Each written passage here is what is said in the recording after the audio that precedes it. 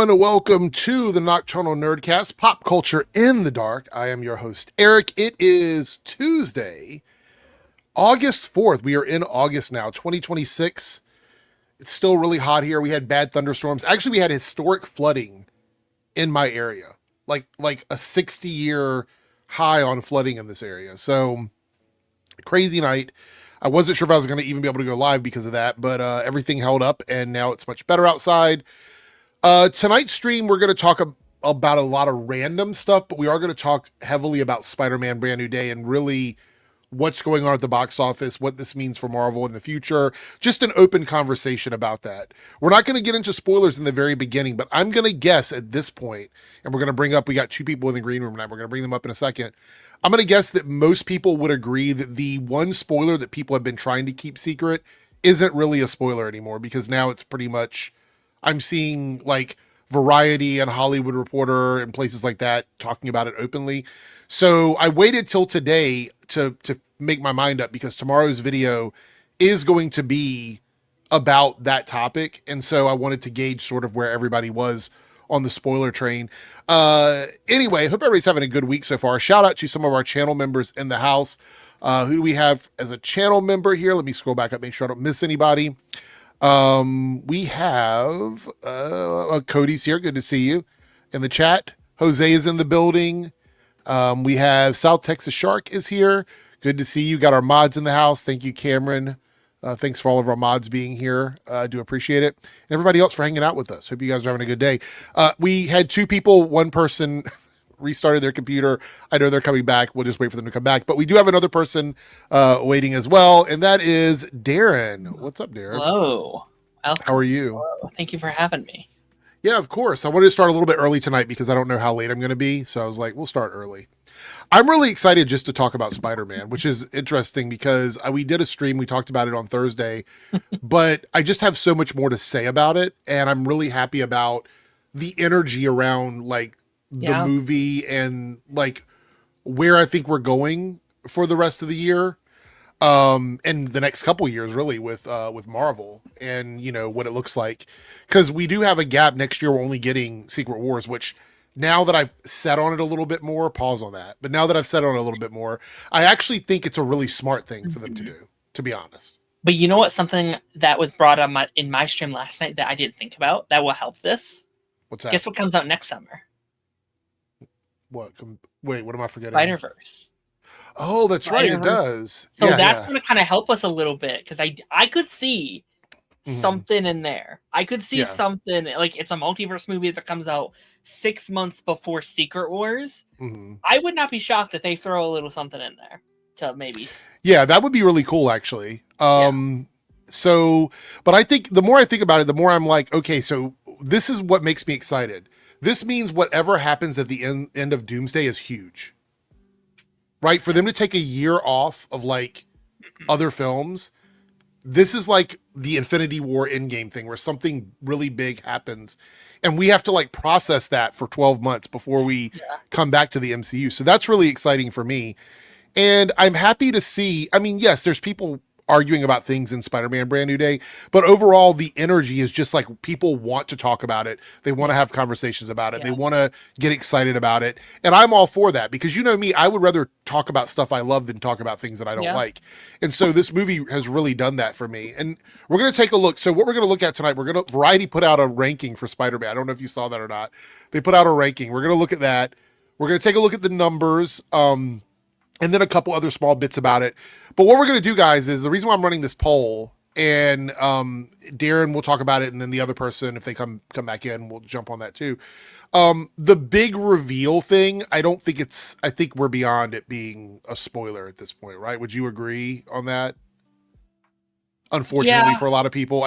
Because I'm seeing articles about that thing with the name just in the headline of the article. So it's like, I don't know if I'm doing myself a disservice by not openly discussing it because like Deadline is doing it. Hollywood Reporter is doing it. And I know some people don't want that.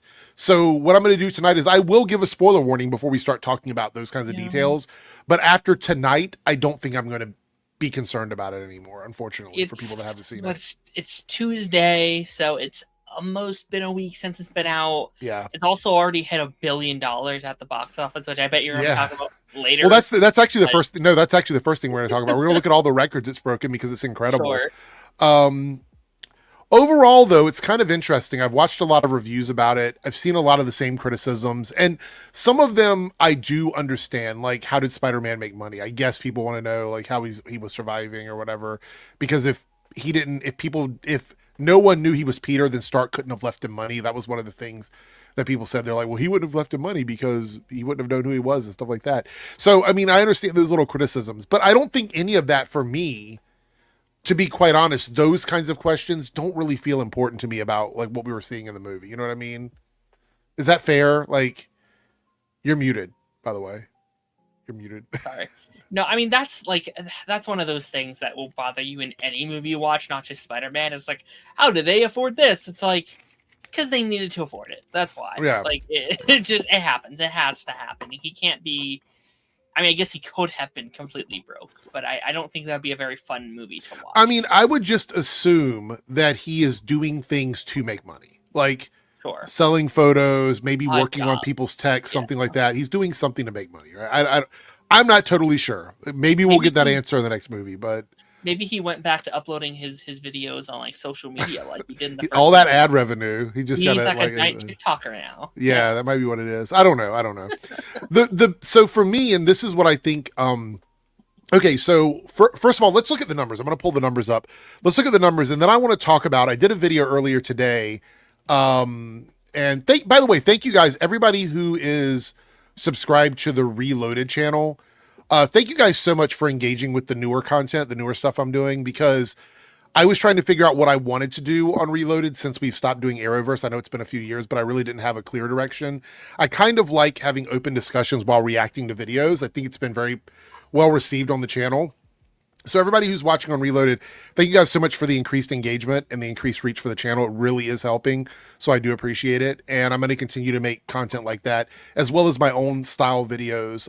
Like tomorrow's videos is just me. I'm not reacting to anybody. So thank you guys for that. I appreciate it. Let's pull up these numbers though and take a look at these here. Let me move the poll over in the corner. And there we go. This is from Luis Fernando, one of the few people on Twitter that I still check in on because he does really good. He keeps up with all the movie numbers and stuff. So before we read this, when I was at work on Sunday night and the early projections started coming in for the weekend, and I saw like $920 some million, I quite literally had to double check it with multiple sources because I saw the number 800 and I thought, oh, it's probably going to get close to 800. I thought like, this is a big movie, right? I never said, and by the way, I never said like, I thought it was going to make X amount. I was like, it's going to be profitable. I did throw out the $1 billion number because I felt like making $1 billion was that's an easy prediction for a Spider-Man movie at this point. I didn't know it was going to do it in the first week. $1 billion on opening weekend. I mean, it was just shy of that and it's already hit it by now. I think it's like over $1 billion at this point. Yeah. Yeah. So let's go ahead, Darren. Really quickly. I went tonight. I took my mom tonight. It's Tuesday, by the way. Right. Not crazy night for movies. That's typically when they do half off. Mm-hmm. Every seat in my theater was taken. Right. Almost every single seat had someone in it. It was busier tonight than it was Thursday night. Right. People are just, I have not seen the like this is Endgame. This is like Endgame level, which I never thought we'd see again. I said earlier this year, I was like, we're never seeing Endgame numbers ever again. I was wrong. Yeah. I guess. Yeah. Well, this proves a lot of things wrong. And that's really why I wanted to sort of focus on not just Spider-Man tonight, but like the industry as a whole, because I think there's a lot of conversations to have around this movie. And I feel like it's going to take like an hour and a half to get through most of it because we're very long winded. But here we go. So Justin says 2 billion's a given. They're projecting 2.5 now. I think that's the number they're saying. I don't think it's crazy to say this movie could get to $3 billion. I don't think that's a crazy prediction. I think it could. Too, because I think we've talked about this previously, but look at August. There's like one big movie at the end of the month. And then, that will go through the first couple weeks of September. September also really does not have that many big movies. No. And Resident this movie Evil, and Odyssey are staying in theaters through September. It's going to have all of August, all of September, and I'd say a little bit of October. Yeah. Which I still think will probably do well in October. Yeah. I think Coyote v. Acme is going to do good anyway. I don't think that's really even in consideration for this. It's not going to hit those kinds of numbers. No. Yeah, Insidious comes out, but again, I don't think that movie is not it's not effective. I would say Odyssey and Spider-Man are tangentially connected. Like they're similar audiences, but they're still different because you got the Nolan fans, you got the Spider-Man fans, and they do cross over a little bit. But those movies have their, like, if you're trying to do some sort of like art house big budget movie, Odyssey's not good. You're not going to do it with Odyssey in the box office. Yeah. If you're trying to do any kind of superhero action movie right now, it's not going to happen with Spider-Man in the box office. Everything else I think is fair game, like animated stuff or things like that. I think would work out fine. But this is interesting. Monday actual slightly higher for another all-time record broken by Spider-Man at U.S. box office. So this is domestic. Fastest film to cross 400 million in history. So there we go. Another record. Gross spectacular 47.1 million on biggest Monday of all time, beating Black Panther's 8-year long lasting record. It's hard to believe that Black Panther held that record for this long. I mean, it's a great movie, but we've had a lot of great movies since Black Panther. Amazing Hold, a 47% drop. That's it. From An Incredible Sunday versus Endgame's 36.9, with Deadpool and Wolverine's 59.2, obviously. It hits a 407.2 million domestic in just 4 days. One thing I've also seen that I don't think we've seen in a long time, I'd say we haven't probably seen this since No Way Home, was this movie has an incredible rewatchability. Oh yeah, for sure. I like almost everyone that I have seen who has seen it is like, I need to go again, or I have gone again. I know somebody that's got tickets for like a week out from now. They're going back to see it again at the beginning of next week because they couldn't get tickets for this whole week because it's selling out.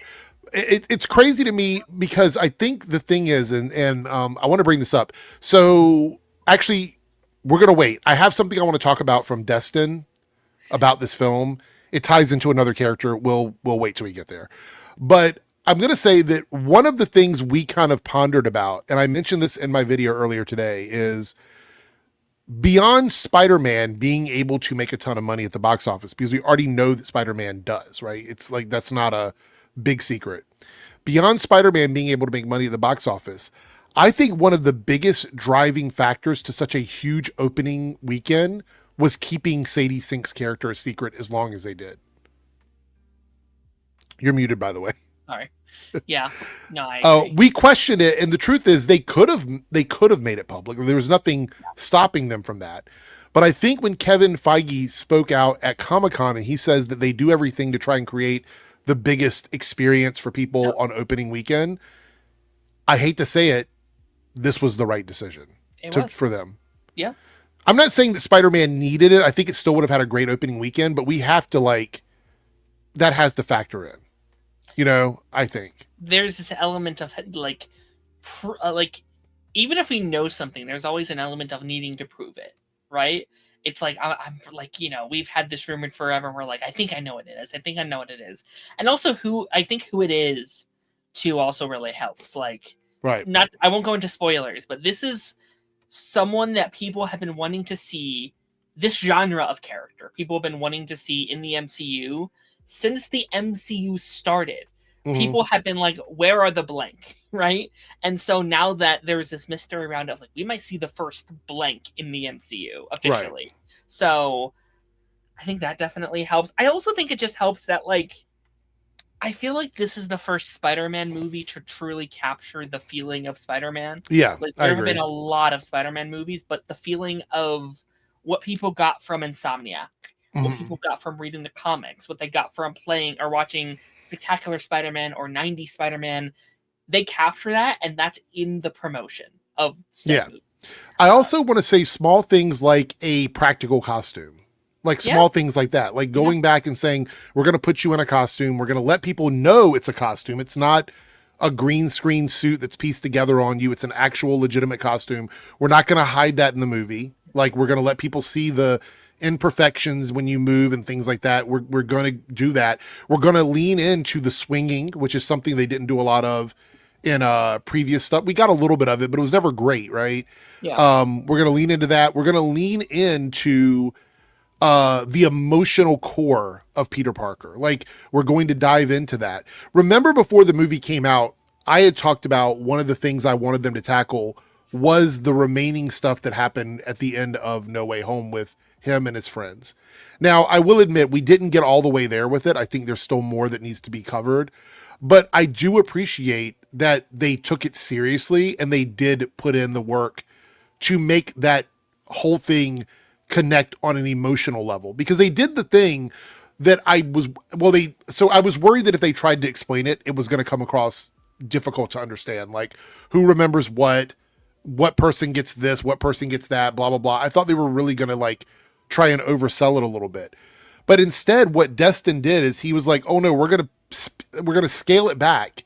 And it's just going to be how he's dealing with this traumatically, how this affected him over the last 4 or 5 years, how this affected his friends and their connection with reality, because they didn't know that they had someone that they missed and that, you know, they did all these things with them, and how this is going to play out for them. And I think they did a great job of it. Do you think that that's something that, like, I don't know how big of a deal it was for you, but do you think they accomplished, at least in your opinion, tackling that subject matter in a way that made sense for you as a movie viewer?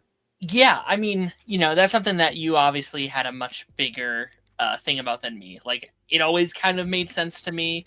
I also think it helps it being magic, because magic you can kind of put as like, well, there is a bit of mystery to it, right? Like, there is an element of like, Ned won't understand it because he doesn't know what happened for one, and also he doesn't understand that world. The same goes for MJ and all these characters. So, but yeah, like I think focusing in on and narrowing in on just how these characters feel and the emotion behind it, and the heart of these characters, I think it's really what's drawing people to this one, I'd say.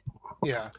Well, you know, I don't remember if it was you or who it was that said it, but I think we came to the conclusion that it would be better for them to just not address it in a literal way, because we thought that would weigh the movie down. And looking at the movie, I think it probably would. Like, I think if they would have tried to focus in on the specifics of like, well, how did this person forget this? Or did his name disappear out of a yearbook or something? Like, those kinds of things I think would have been fun if we were dealing with a movie that had more breathing room, but there was other stuff happening in this movie that would have pulled away from, in my opinion.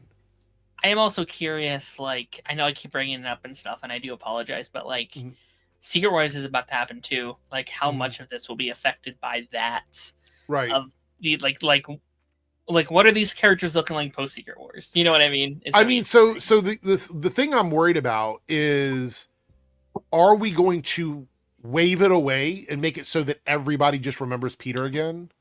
Because we know, without spoilers in the movie, we know that it's kind of unresolved at the end, and we'll talk specifics about that in a little bit. But we know it's a little bit unresolved for some of the characters. And I don't know if we're going to carry that same trauma beyond this movie. And then that brings in the question, like, we know they're going to do a Spider-Man 5. We know that these actors are going to be involved with it, right? We already know this. Do we then get in a situation like we were with some other Marvel movies where storylines are wrapped up in group films, and then you come back to the individual films and things are different? Like with Guardians of the Galaxy, a lot of the criticism is that the whole Star-Lord Gamora thing was done in a group film, and then we come back to the third movie and we're dealing with a different character entirely. Is there any worry that that's what they're going to do with Secret Wars when we come back for Spider-Man 5? Because it's going to have to come out after Secret Wars. So yeah, I am. Listen, I am excited for Secret Wars, and I do think it's probably the move. But I think the era of us as content creators is going to be hell after Secret Wars, because there is going to be so much. I mean, look back to the Arrowverse, remember post-crisis Arrowverse when we had our like chalkboards out mapping the timeline, being like, okay, so if this happens, this had to have also happened, but this said this, so this can't happen. We're gonna be doing that again, where it is going to be hell trying to figure out what is canon and what is not canon post Secret Wars. Right. It is going to be confusing. Like, I don't think there's a single way to do this without it being confusing. So we'll see. We'll see how they go about it. Well, one of the things that Kevin Feige said was he wanted to make it all understandable for the general audience. So if the general audience understands that, I'm hoping that we get it too, hopefully. Right? I mean, before we move on, there is a 5 super chat goal in both of the chats. I have some really interesting categories tonight for you guys. So the top 3 up here, by the way, I'm going to announce we will be doing a member appreciation night on Tuesday of next week, not Monday. We're just going to convert a regular stream into news topics, but viewer appreciation. So we'll be doing a regular stream with some of our games, because this is the night everybody comes in usually anyway, when they do show up. We'll see who gets, I said that now and it'll just be me and Darren for like an hour, but we're going to do it on Tuesday. So guys, bookmark that. Nerdcast next Tuesday will be a viewer appreciation special where we'll be doing a lot of these. So here's the categories. Top 3 Spider-Man versions of all time. So there's a lot to choose from. We're talking comic book versions, cartoon versions. Doesn't have to be Peter Parker. So it can be any Spider-Man at all. It can be the actor. It can be the character, whichever one you want to choose. Top 3 most faithful adaptations in your opinion. So things that were adapted into other things and they stayed true to the original and you appreciated it. Top 3 best web slinging scenes of all time. So we're staying in the theme of Spider-Man. And you can pick your favorite web slinging scenes.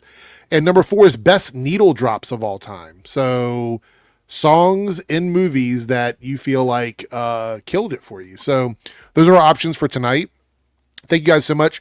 We don't have any super chats yet because YouTube is killing the channel. So if you would like to donate a super chat of any level in either stream, it would greatly I'd appreciate it, because I'm trying to get a new computer. This computer's shit. Jake has jumped in. What's up? Just in time for me to hear you steal my line. I know, but you weren't here. I had to do it. You came in as I was pitching it.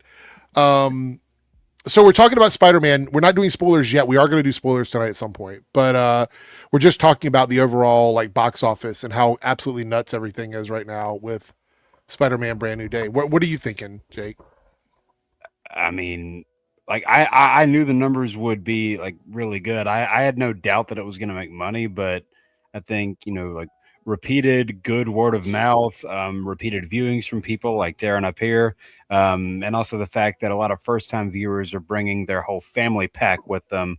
That's a lot of money right there. So like all of this has just kind of helped. And I mean, like Spider-Man's Marvel's golden goose, he almost makes more money than Marvel itself at this point with how much it's coming in, and Sony's getting half that deal too. It's going to get even bigger because they just announced that Spider-Man Brand New Day's massive start at the box office this weekend has convinced IMAX to change course and split its screens in North America with Christopher Nolan's The Odyssey. So it says here, yeah, go ahead.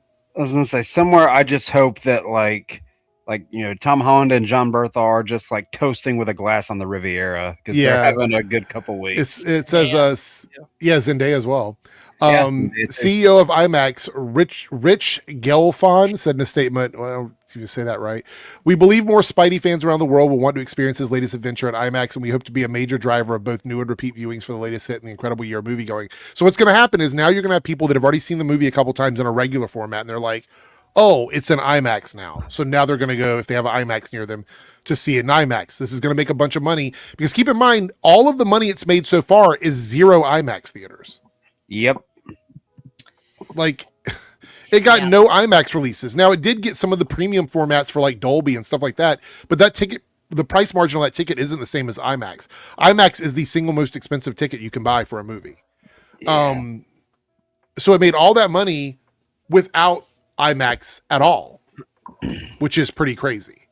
And I don't think this is going to help or hurt Odyssey because Odyssey's been extended anyway. They're going to get their viewings in. Thoughts on this? Them reversing course and going, we want Spider-Man in IMAX.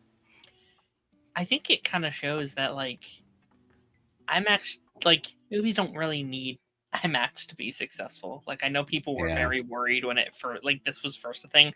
I think, isn't Endgame in a very similar spot where like Dune has all the IMAX spots? Yes. I don't really think that matters for them right now, especially for like movies of this size. Like, people were going to see Spider-Man on any screen that they could get in on, and it wasn't really going to be affected by the IMAX screening. What wasn't Infinity War a small thing? Like, wasn't that the first time where a movie had been shot fully with IMAX cameras? Wasn't Infinity War the first time that was done? Or am I misremembering that? You're talking about IMAX cameras or 70 millimeter? Because I believe Odyssey is the only one that's ever been shot entirely in 70 millimeter. Yeah. Maybe, I don't know. Because there's Limax. Now, it could have been Limax, which is the premium format screens. They're not true IMAXs. Could have been that. But that might have been it too. I have to go back and read that. Because Black Panther 3 is also going to be shot entirely on 70 millimeter, which is going to be interesting. I mean, if it looks anywhere near as good as the Odyssey, then. Yeah. So, Anthony, I think that's a good segue as well. I mean, like, if they're willing to switch course here and say, hey, this movie had a great weekend, we need to put some of these in IMAX, what's to say they can't do the same thing with Doomsday? Like, if Dune comes out and Doomsday crushes it by some chance, I can't see IMAX being like, we're not going to put Doomsday in some of our theaters. I will say this only helps Doomsday. This being as beloved as it is and as popular as it is, it's like the conversation is like, okay, what's next? What's the next thing? And I think we've officially, and maybe I'm speaking too soon, I think we've won the casual audience back over. Like, even if critically it hasn't completely, Fantastic Four, Thunderbolts, Daredevil Born Again, Spider-Man, they have consistently put out really good projects. Wonder Man too. Wonder Man, even though a lot of people didn't watch it, Wonder Man, they've been putting out good stuff. And I think if Doomsday can land it, if Doomsday can hit the ball, if they can please at least most of the audience, I think they're in a good spot going forward. Hopefully post Secret Wars. This might be a hot take, and I'm sure the chat's going to roast me for it, but because I think Spider-Man was always going to make big money, but I do think that, like you were saying, Darren, the work that Marvel has put into sort of refocusing their brand, I think this Spider-Man coming out, being well received, all of that refocusing of their brand, I think this spells nothing but good news for Doomsday, honestly. Absolutely, yeah. Because this is kind of the cherry on top of all of it, really. I want to be clear here. The average moviegoer, and I don't give a fuck who wants to argue with me about it, doesn't make a distinction between Sony or Disney distributing this film. There's no distinction with that, right? We know that because we keep up with it. But the average moviegoer sees this as an MCU movie, period. They don't care that Sony put it out. Right? They're not thinking about that. Because let's be honest here. There was supposed to be a Sony boycott because of physical media. Nobody gave a fuck about that when they went and saw Spider-Man. Because people don't connect the two things together. Right? They don't see it that way. Yeah. Even though Sony's the head up here that's... Sony is the spider that is spinning that great web of stuff. Yes. And by the way, Sony is also doubling down on getting rid of physical media. So good luck on that, Sony. I think you're going to hate that you did that, but this is my response to that right here. Yeah. By the way, speaking of Doomsday, I think it's important to bring this up as well. They've already made, and this is from earlier today. Wait, who dropped out? Oh, I think Darren. I think he'll be back. Yeah. This came out earlier today, so I'm pretty sure it's probably higher already, but we have to talk about this. Avengers Doomsday already crossed 19 million domestically 4 months ahead of the release. They've been selling tickets already. Oh, it's tracking numbers, yeah. Yeah. That's crazy. Pretty already. Crazy. Already. Yeah. So again, we're seeing this is the benefit of having Spider-Man come out and get people reinvigorated in these movies. And I think Doomsday was going to be big regardless, but having this movie come out, because the conversation now is going to be, and I think this is important to talk about, and I hopefully Darren comes back because I also want to hear his thoughts on it too.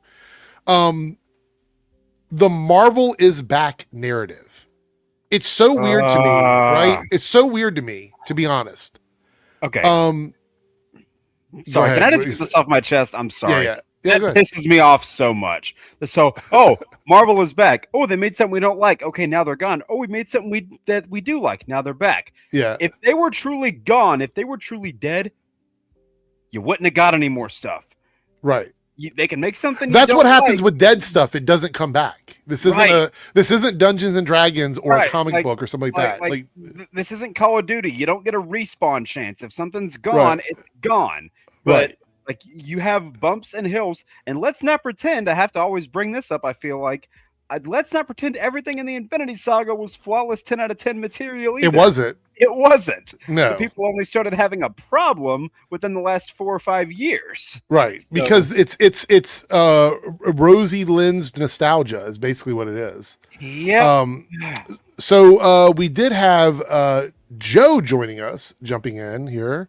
Hey. What's up, Joe? How's it going? Good. We were just talking about the incredible $1 billion opening weekend for Spider-Man Brand New Day. I heard it flopped. Yeah, that's what I heard too. I heard it. But it's really interesting, Joe. Have you seen it twice yet? I know you said you were going to see it again. No. I don't know when I'm going to find the time. I want to see it again. Right. But I mean, half the shows were sold out this past weekend, and it's not a short movie. It's 2.5 hours. So that means I have to block 2.5 hours of time in my schedule. Plus driving there and driving back too. So. Right. But I definitely want to though. So the thing about it is, we have some early tracking for Doomsday. Looks like it's, this isn't actual, as far as I know, this isn't tracking. This is actual ticket sales. Eric, I thought you were good with numbers. Kidding. Yeah. I think these are actual ticket sales according to what I read, but early tracking for it is still kind of all over the place in terms of what it's going to do. But I would assume it's going to do pretty damn good. Now that we've had this really strong Spider-Man opening, especially if we find out that Spider-Man is in it. Like if they announce in a D23 that Spider-Man is in this movie, it's a done deal. And there's 3 to pick from. Yeah, it's a done deal, right? They could pick Andrew, they could pick Toby, they could pick Tom, whoever they want. It's a done deal. If you put Spider-Man in Doomsday right now, if we find out that we're getting this before the movie comes out, we're talking about another massive box office, which I think is going to be big anyway, but you drop Spider-Man in it and it's over. After this film, just no way, right? We did get a couple super chats. Let's go ahead and look at those. We got Zazman Reviews here with a $6.99 Canadian. I think that's Canadian super chat. I feel like the memory spell will be completely forgotten, pun intended, post Secret Wars. Clean slate. Also, I think they'll reveal X-Men cast at D23. All right, so you guys chime in on that. Are we getting an X-Men cast at D23? Yes or no? Because, by the way, we can talk about the rumors. There are some rumors of people that have been cast already. We'll talk about that in a moment. But before we get into that, well, some are a little more than rumors. So yes, some of them have been discussed. I've seen a combination of rumors and like behind the scenes stuff. So, do we get an official X-Men cast reveal at D23? Because I've heard D23 is primarily going to focus on the TV side. That's what I've heard. That's, from what I understand, that's accurate. I don't think you're going to get a full cast. You might get a couple people, but I don't think you're going to get a full cast. Let's see here. Because I know that some of the big trades had articles on it. So let's see. Also keep in mind this too, when D23 rolls around, right? Season 2 of X-Men 97 will have just ended, so we might get a look at the third. Before we talk about this, because every single article that I'm seeing mentions another person. Before we talk about this, I am going to give another general spoiler warning, even though I'm pretty sure at this point, everyone knows. So, but I will give another general spoiler warning before we get to those cast members. Staggervore with a $9.99 super chat. Thank you, Staggervore. Says, I saw at least one Chud channel making an in-your-face video to Disney about Spider-Man Brand New Day and giving all the credit to Sony, even though Disney co-produced because of the MCU. They didn't just co-produce it. Like, this is the thing that really bugs me. Disney was the entire creative brain behind that movie. All Sony did was distribute it. Yes, Sony gets a veto on stuff, but they do not have anything to do with the creative aspect of the conception of the movie. The writers of the movie are from Marvel. The director of the movie is a Marvel director, and all of the story elements come from Kevin Feige. This is a Marvel film. The only thing Sony did was say yes or no to the finished film. Which they're gonna say yes just so they can hold on to the rights, no matter what the film is. Doesn't Amy Pascal have say in the creative as well? I thought she worked in tandem with. As far as I can tell from everything I've read, she might work with Kevin Feige to make sure that they're on the same page, like in terms of where they want to go, but she does not have anything to do with the story of the movie. That's all I've read. Like, Amy Pascal can say, we don't want to do that, or we can't use this character or whatever, because like the crazy thing is when we get to the spoilers, some characters are kind of in the gray area depending on how they're allowed to get used. Like, well, characters like the Hulk, that's a good example, because that Hulk can't have a Hulk movie, right? So he's in other people's films. But when it comes to this deal, as far as I know, and everything I've looked up, Marvel, so the reason why this even happened is because Amazing Spider-Man 2 underperformed. It did a lot of money, but it underperformed from what they expected it to do. So they went to Marvel when this deal came to be and said, we need to make sure that this movie is a hit. At this time, Marvel was making huge film. Like, all their movies were hits. We need another hit movie. We don't know what to do with this character. How about we foot the bill, 75% of production, you do 25%, and you handle the creative, and we handle the distribution, and call it a day. That is the deal they came to. And they did that deal because they knew they could. By the way, look at the movies they've made in the Spider-Man universe on their own. Morbius, Madam Web, Craven, and even though Venom, the first one, I think was really the only one that I really, really liked, the other ones did not do well in terms of like audience reception when it comes to, they might have made some money, but they weren't big, huge hits. Yeah. So I think to imagine that they came in and made $1 billion Spider-Man movie is crazy. I did love all three of the Venom movies, though. Yeah, I mean they're fun movies. Yeah, I'm not going to dispute that. I'm saying, like, to imagine that Sony, the company that made those movies, especially the Villainverse movies, had anything to do with the success of Spider-Man Brand New Day is lunacy. Welcome back, Darren, by the way. Hello, yes. I mean, remember in those like early Brand New Day era where like they didn't know if they wanted it to be like Sony wanted it to be a big multiverse story again, and Disney wanted it to be grounded. Thank God. Hell, even I don't know if I believe that. Even in the Far From Home days, they were thinking, oh, hey, this deal that we have might not go through. Spider-Man might be out of the MCU and into Sony's little bubble now. There was no way that was ever going to work, but here we are. Yeah, and Joe, you were saying you don't know if you believe it. I believe a lot of the drama we hear behind the scenes is all just bullshit fanboy stuff. Yeah, like I never, ever believed that Sony wants this, Marvel wants this thing, because it was coming from scoopers. It was coming from it was coming from, the My Time to Shine hellos and the Jeff Schneiders, like all those people who I don't, if I was outside and water was falling from the sky and those guys told me it was raining, I'd be like, I must be wrong. I think I'm dry right now. If those guys if there was an idea for a movie that was just stupid enough, I would probably believe it came from Sony. So Ghost Bumbles, when I say veto, like veto an idea, let me explain what I mean. Money. They're the ones footing 75% of the budget of the film. At the end of the day, it's like James Gunn and Peter Safran. You got one person doing creative, you got one person doing financial stuff. The financial people say, I don't know if it's worth the risk to do XYZ for the amount of money that we have. That's still not contributing to the creative. It's just telling the person that they either don't have the money to do it or they don't have faith that they can make money from doing those things. But they still don't go to like, you don't see Amy Pascal go, the people that are investing in this movie don't want you to do that. They want you to try something else. The people investing don't go sit at the table with Kevin Feige and pitch ideas. That's not the way that works. Did you just have to use movie production budgets to explain the word veto? Yes. Nice. Anyway, thank you guys for the super chats. And let's see here. Cody says, well, Tom Holland pretty much confirmed that King in Black was happening before they did Brand New Day. Well, I'm not saying that the people on set don't know inside stuff. I'm talking more about like the articles that pop up on random websites, you know? Plus, whatever they're saying might happen on a given day, that stuff changes at the drop of a hat.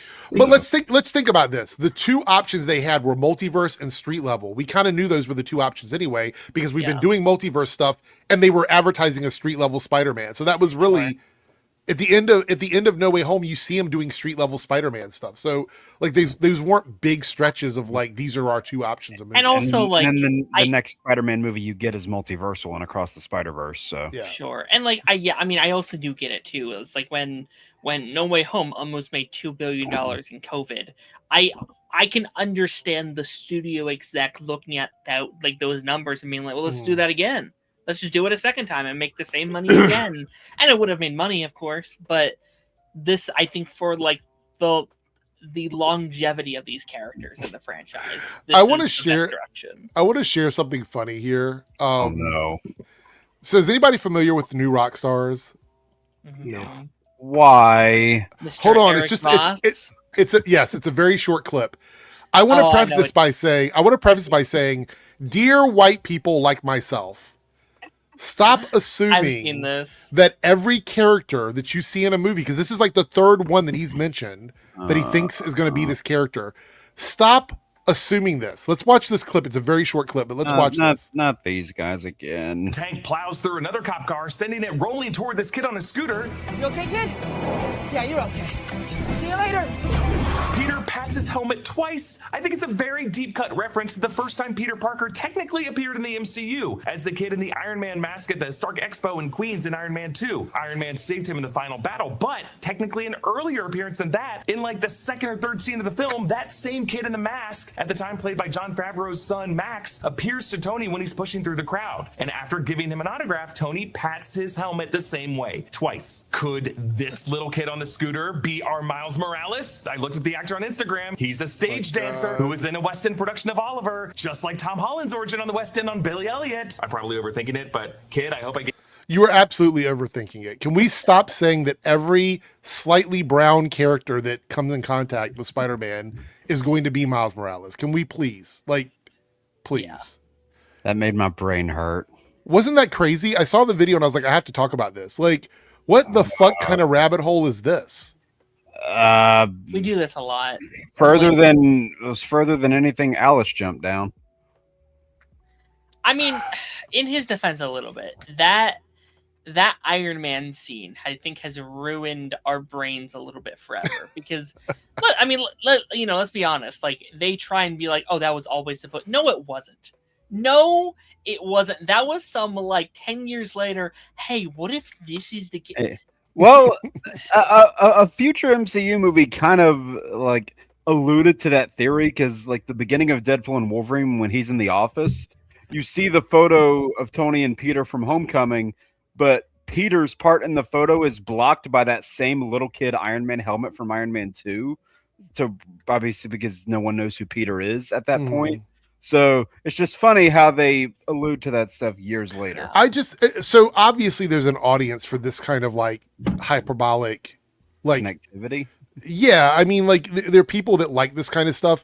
It really makes me roll my eyes, to be quite honest, when I see stuff like this. I'm just like, bro, is this really what we're doing here? Do you remember the Spider-Man 2? He bumped into the Punisher in the park thing. Because it was I don't remember that. It was Thomas Jane's double that was in the park when Mary Jane's running away. Also, speaking of dumb Spider-Man 2 theories, someone said, hey, that little girl that he saved in the burning building, what if that's actually Ned's grandma in No Way Home? I was like, you realize how fucking stupid that's Yeah. There's what do you say, Darren? I don't mind people having fun with their theories, but I do think there has to be a level of like... Well, there was also a little kid that looked like they were like possibly mixed in the crowd when he left the hospital. And they're like, that must be Miles Morales. I'm like, yeah. And then the Cindy thing in the, which I mean, that one's at least a little bit better because her name was actually Cindy. But I know everyone's like, that's Cindy. She's gonna be Silk, and I'm like, Okay, it could just be. I don't know.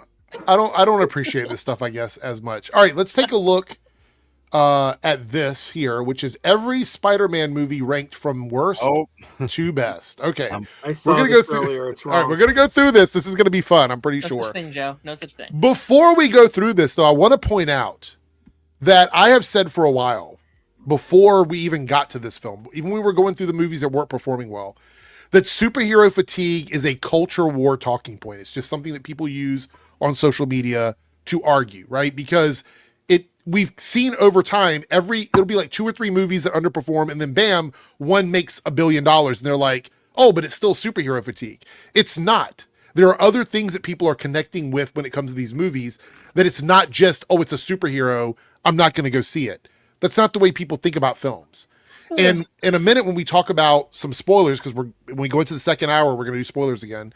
We talk about spoilers. There's actually a specific reason why I think Destin made one of the best comments in terms of what he wanted to do with this movie, that did connect with people. And we will get into that.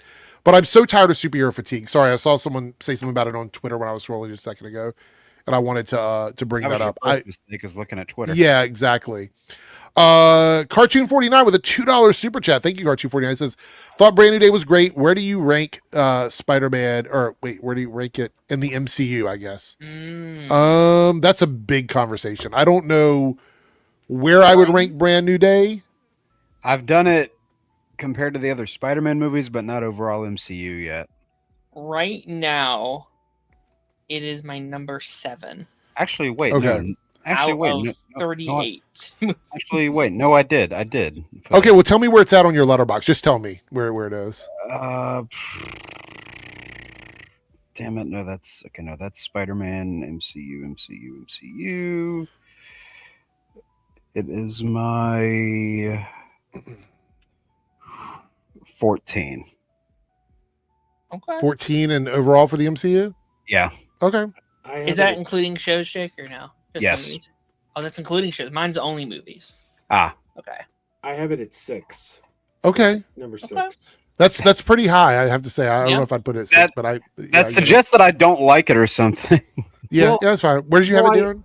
I had Spider-Man Far From Home at number 6.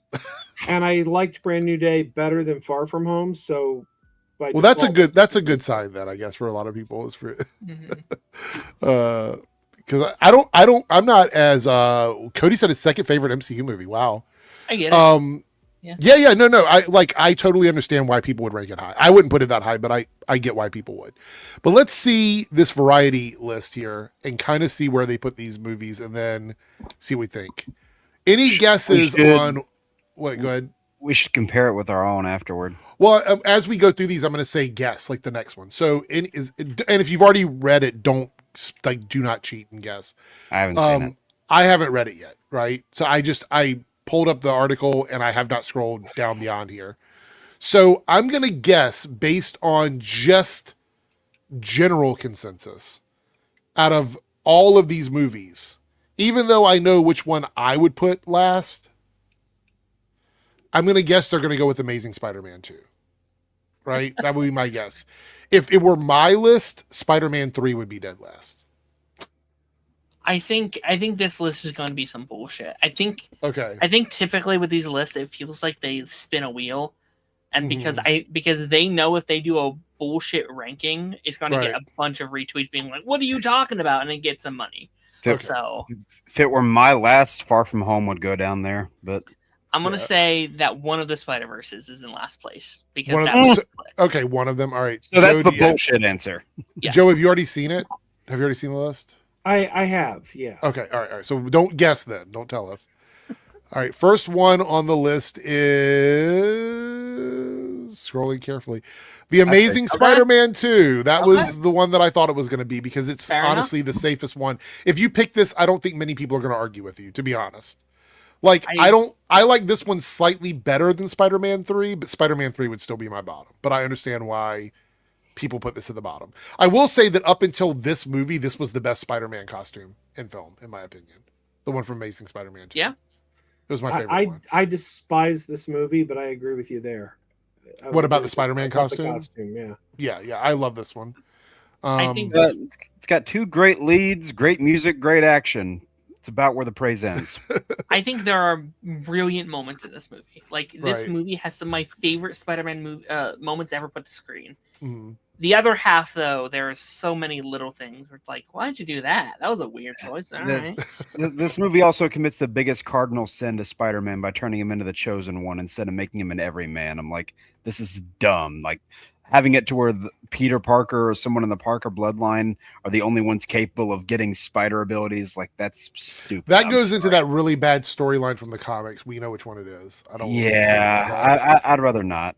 Okay, so number 10. I'm gonna keep saying it until we see it. Spider-Man 3 hell, for Eric. me. Spider-Man 3 for me would be number 10. Where is everybody else at? Well, Joe, you're not gonna answer, but Jake or Darren, what are you thinking? I don't remember literally. So. Okay. You know what? Mine. Let's see. So my number 10, or like my number 10 would be Amazing Spider-Man 2. So Right. But what would you like? You can say what yours is, but what do you think theirs is the question. Either Far From Home or Amazing Spider-Man, maybe. Okay. So the say first Amazing one of Spider-Man. these or Yeah. Far From Home. Okay, got it. Let's see. Spider-Man there it 3. All right. I am vindicated. These are my interchangeable bottom two of the Spider-Man movies. I get it. So, this movie, beyond memeability, is awful to me. There's so many memes in this movie and so many funny moments, but I just do not like this movie. I don't like it. So I have no problem with it being at number 10. Now, Jake, I know you don't think it belongs at number 10. No, I don't. I think it belongs way higher. Anybody else disagree with the ranking? I've stood on that opinion for 20 years. I agree that this belongs at number 10, but I think this is a redeemable film. I don't think Amazing Spider-Man 2 is redeemable. I think if you take out two elements of this movie, it's a much better film. Harry with amnesia, which was just stupid, and the exposition butler who knew all along but didn't say anything until the very last minute.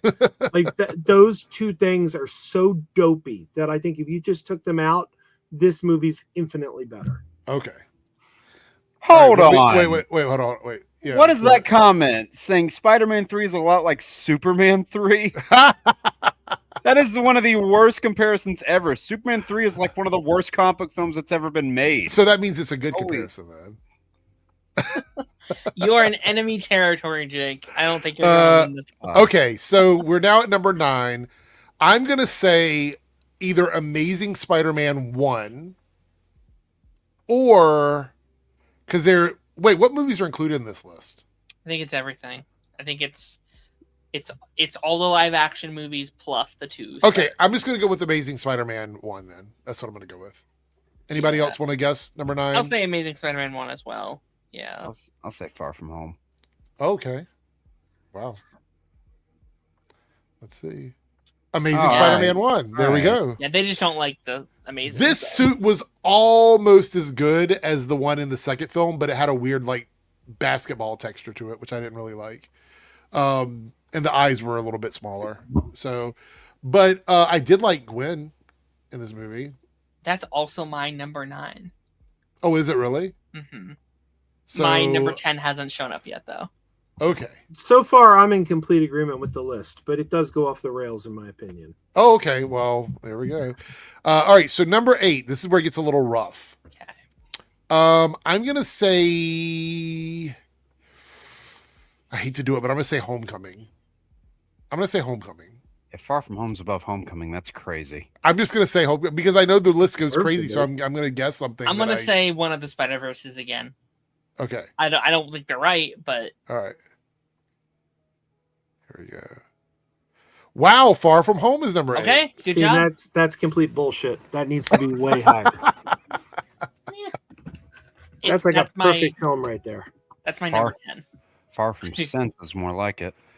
The funny thing is, this was one of my favorite suits of his. The one he wore, both of the ones, the stealth suit and this one, I really enjoyed. Night Monkey. The Night Monkey suit. That one, yeah. This movie falls apart almost completely when you look at the plot. So let me tell you one thing I hated about this movie, because I don't hate this movie in general, but one thing I did hate about the movie is I didn't like the fake out Mysterio. Like, I thought that was really dumb. That was my biggest I mean, issue. And look, I know it's on brand for the character, right? I get that, but I just had so many issues with that. It felt like the whole Mandarin thing all over. Well, I mean, what's his plan? Like, he's gonna fake the world into thinking that he's the next Iron Man or the next like type of big superhero, and then when a big threat comes, he's just gonna die and get embarrassed. That's his big plan. Like, he's not gonna be able to do anything if an actual big threat arises. No, but I'm saying like his for me, I didn't like his story basically. No, I didn't either. I like Jake Gyllenhaal, but like. Yeah. Not only but the suit looked great. The Mysterio suit was great. Not only does his goal not make any sense, but this is now like the 7th or 8th time in the MCU that you've had a villain motivated because of scorn for Tony. It's like, do we really have to keep doing this over and over and over again? One of the many reasons I love this movie so much is I think Mysterio is the best villain we've had in a Spider-Man movie. Do you want to like give a quick like reason why? Like, you don't have to, like, I remember like there was the scene where he was creating all the illusions and like Peter was just like getting the crap beat out of him because he couldn't see what was happening in front of him, and then you know, it was just amazing to look. Like I was like, this is great. This is great. Like this. I can't tell you. And this film, you and I talked about this before, Eric. This film is one of the biggest victims of revisionist history. Because when this movie came out, everybody adored this film. Like everybody was like, this movie's so great. Everybody was talking about the ending with J. Jonah Jameson revealing his secret. Everyone was all over this movie's balls. And now suddenly everyone acts like, oh, that one sucked. I'm like, yeah, well, guess what? You liked it a couple of years ago. That's true. I will agree with that. I don't think there's any movie on this list I like hate. Like I don't hate any of these movies. No, I think they're all solid. I think this is Eric? a solid. I hate Amazing too. That's the only Eric, you don't because I have you on video saying Spider-Man 3 is one of the worst films you've ever seen. No, I do think it's bad, but I don't hate it. Like if somebody came over and said, "Let's watch the Raimi trilogy," I'd sit through it again. Like I wouldn't turn it off or anything like that. But there are movies that I hate that I will never watch again. There's some that like if it came on, I would leave the person's house for sure, 100%. It is interesting seeing Mysterio's consequences. Like 2 movies later, and he's still kind of fucked up his whole life. True. That is true. Look, if we're talking about like the impact of characters, Mysterio had big impact. He's up there, yeah. Spider-Man. Cartoon Post YT, $5 super chat. Thank you so much for the support. Not gonna lie, Spider-Man 3 had great themes in my opinion, like learning to forgive yourself. Okay. One of the many great themes, along with pretty much every character in the movie battling some form of addiction. Yeah, so. I will agree with that. I think that's fair. Like I said, I don't hate it. I just don't. It's like out of all the Spider-Man movies, it is the one that I like the least. It's not a great movie for me. It does have one of my favorite scenes in any Spider-Man movie. What's that? The Peter strut. That's the Saturday Night Fever strut. I really enjoy the crap out of that. I mean, while we're on the topic, Eric, you want a hot take? What's that? I think I've probably said this, but I much prefer this film's take on Venom than what Tom Hardy did in his movies. In the long run, I agree with you. In the short run, I did enjoy Venom 1. Like I thought Venom 1 was a good movie, but I didn't like the other 2 movies. The hilarious thing that I always see people complain about, they say, "Oh, you know, Topher Grace is too small to be Eddie Brock. Topher Grace is 5'11". Tom Hardy's 5'9", and no one complained. Like, which way? So you didn't like Venom Last Dance? No. Oh, I loved that one. That was my favorite of the 3. Let me tell you what broke me from Venom. It's a really simple thing, but it broke me. It completely broke me. In the second movie, Venom goes to a rave. Yep. Quite literally, Venom's weakness is loud noises. And I was like, okay, that's it. I'm out. It didn't make any sense. That entire thing didn't make sense. He's extreme, like a telephone chime at a high volume would fuck with him. But he's going to a rave and dancing and talking on the microphone through loudspeakers. It didn't make any sense. Speakers with reflective sound everywhere suddenly just not hurting him. Yeah. Second one was the weakest of the 3. But... Yeah. Well, the problem is I couldn't get into the third one because we had that second one that brought the whole thing down for me. So that's why I would recommend watching it again. The scene, I think that the scene where Venom and Mrs. Cheng dance together. Mm-hmm. That's my favorite scene in the entire trilogy. Okay, yeah, I will give you that. That's a good scene. I do think that the battle at the end of the third movie is the best one we've had in all the Venom movies, but I just don't like the inconsistency in the storytelling. So, But all right, so number 7, I know Darren was saying he's just going to keep saying Spider-Verse, so I guess it's going to be one of the Spider-Verse movies. At this point, I don't think I disagree with him. I think the next one has a good. Darren, are you still sticking by Spider-Verse? Yeah. I have a shrewd idea about what the next one might be, but I don't want to say it because I don't want to be right. All right. You know what? I'm going to change it up. Let's say Okay. No Way Home. Let's say No Way Home. You're going to put No Way Home at 7? Okay. All right. I'm going to say it is Into the Spider-Verse. Okay. The first one. I would, at this point in the list, I would probably put, just to like compare it. Hold on, let me look at mine. My number 7 is Across. Okay. All right. Well, let's see what we got. Across. Okay, there we go. I switched. God You damn did. it. You did switch. I did say. I did did say it's probably going to be one of those, but I thought for sure it was going to be the first one. But to be fair, I think the first one is more well received than the second one. I think the first one's much better. I understand that. I love these movies though. Like the 2 movies together, and we're getting the final one soon. This is going to be, if they nail the third one, it might be one of the best Spider-Man trilogies of all time. See, I was really disappointed in this one. I love the first one, but and the second one. Okay, I was extremely disappointed in this one. Any specific reason, or? Well, for one thing, I think they lost. Like they had a good group of characters in the first movie, and then none of them came back except for it was like Peter and Miles and Gwen, but Spider-Ham wasn't there, and the Spider Noir. Is Spider-Ham one of your favorite ones? I do love Spider-Ham. Yeah, he's awesome. But the group we came to love in the first one didn't come back, right? And instead, it just felt like the most gratuitous collection of cameos. Like every second, it was like, look at that version of look at that.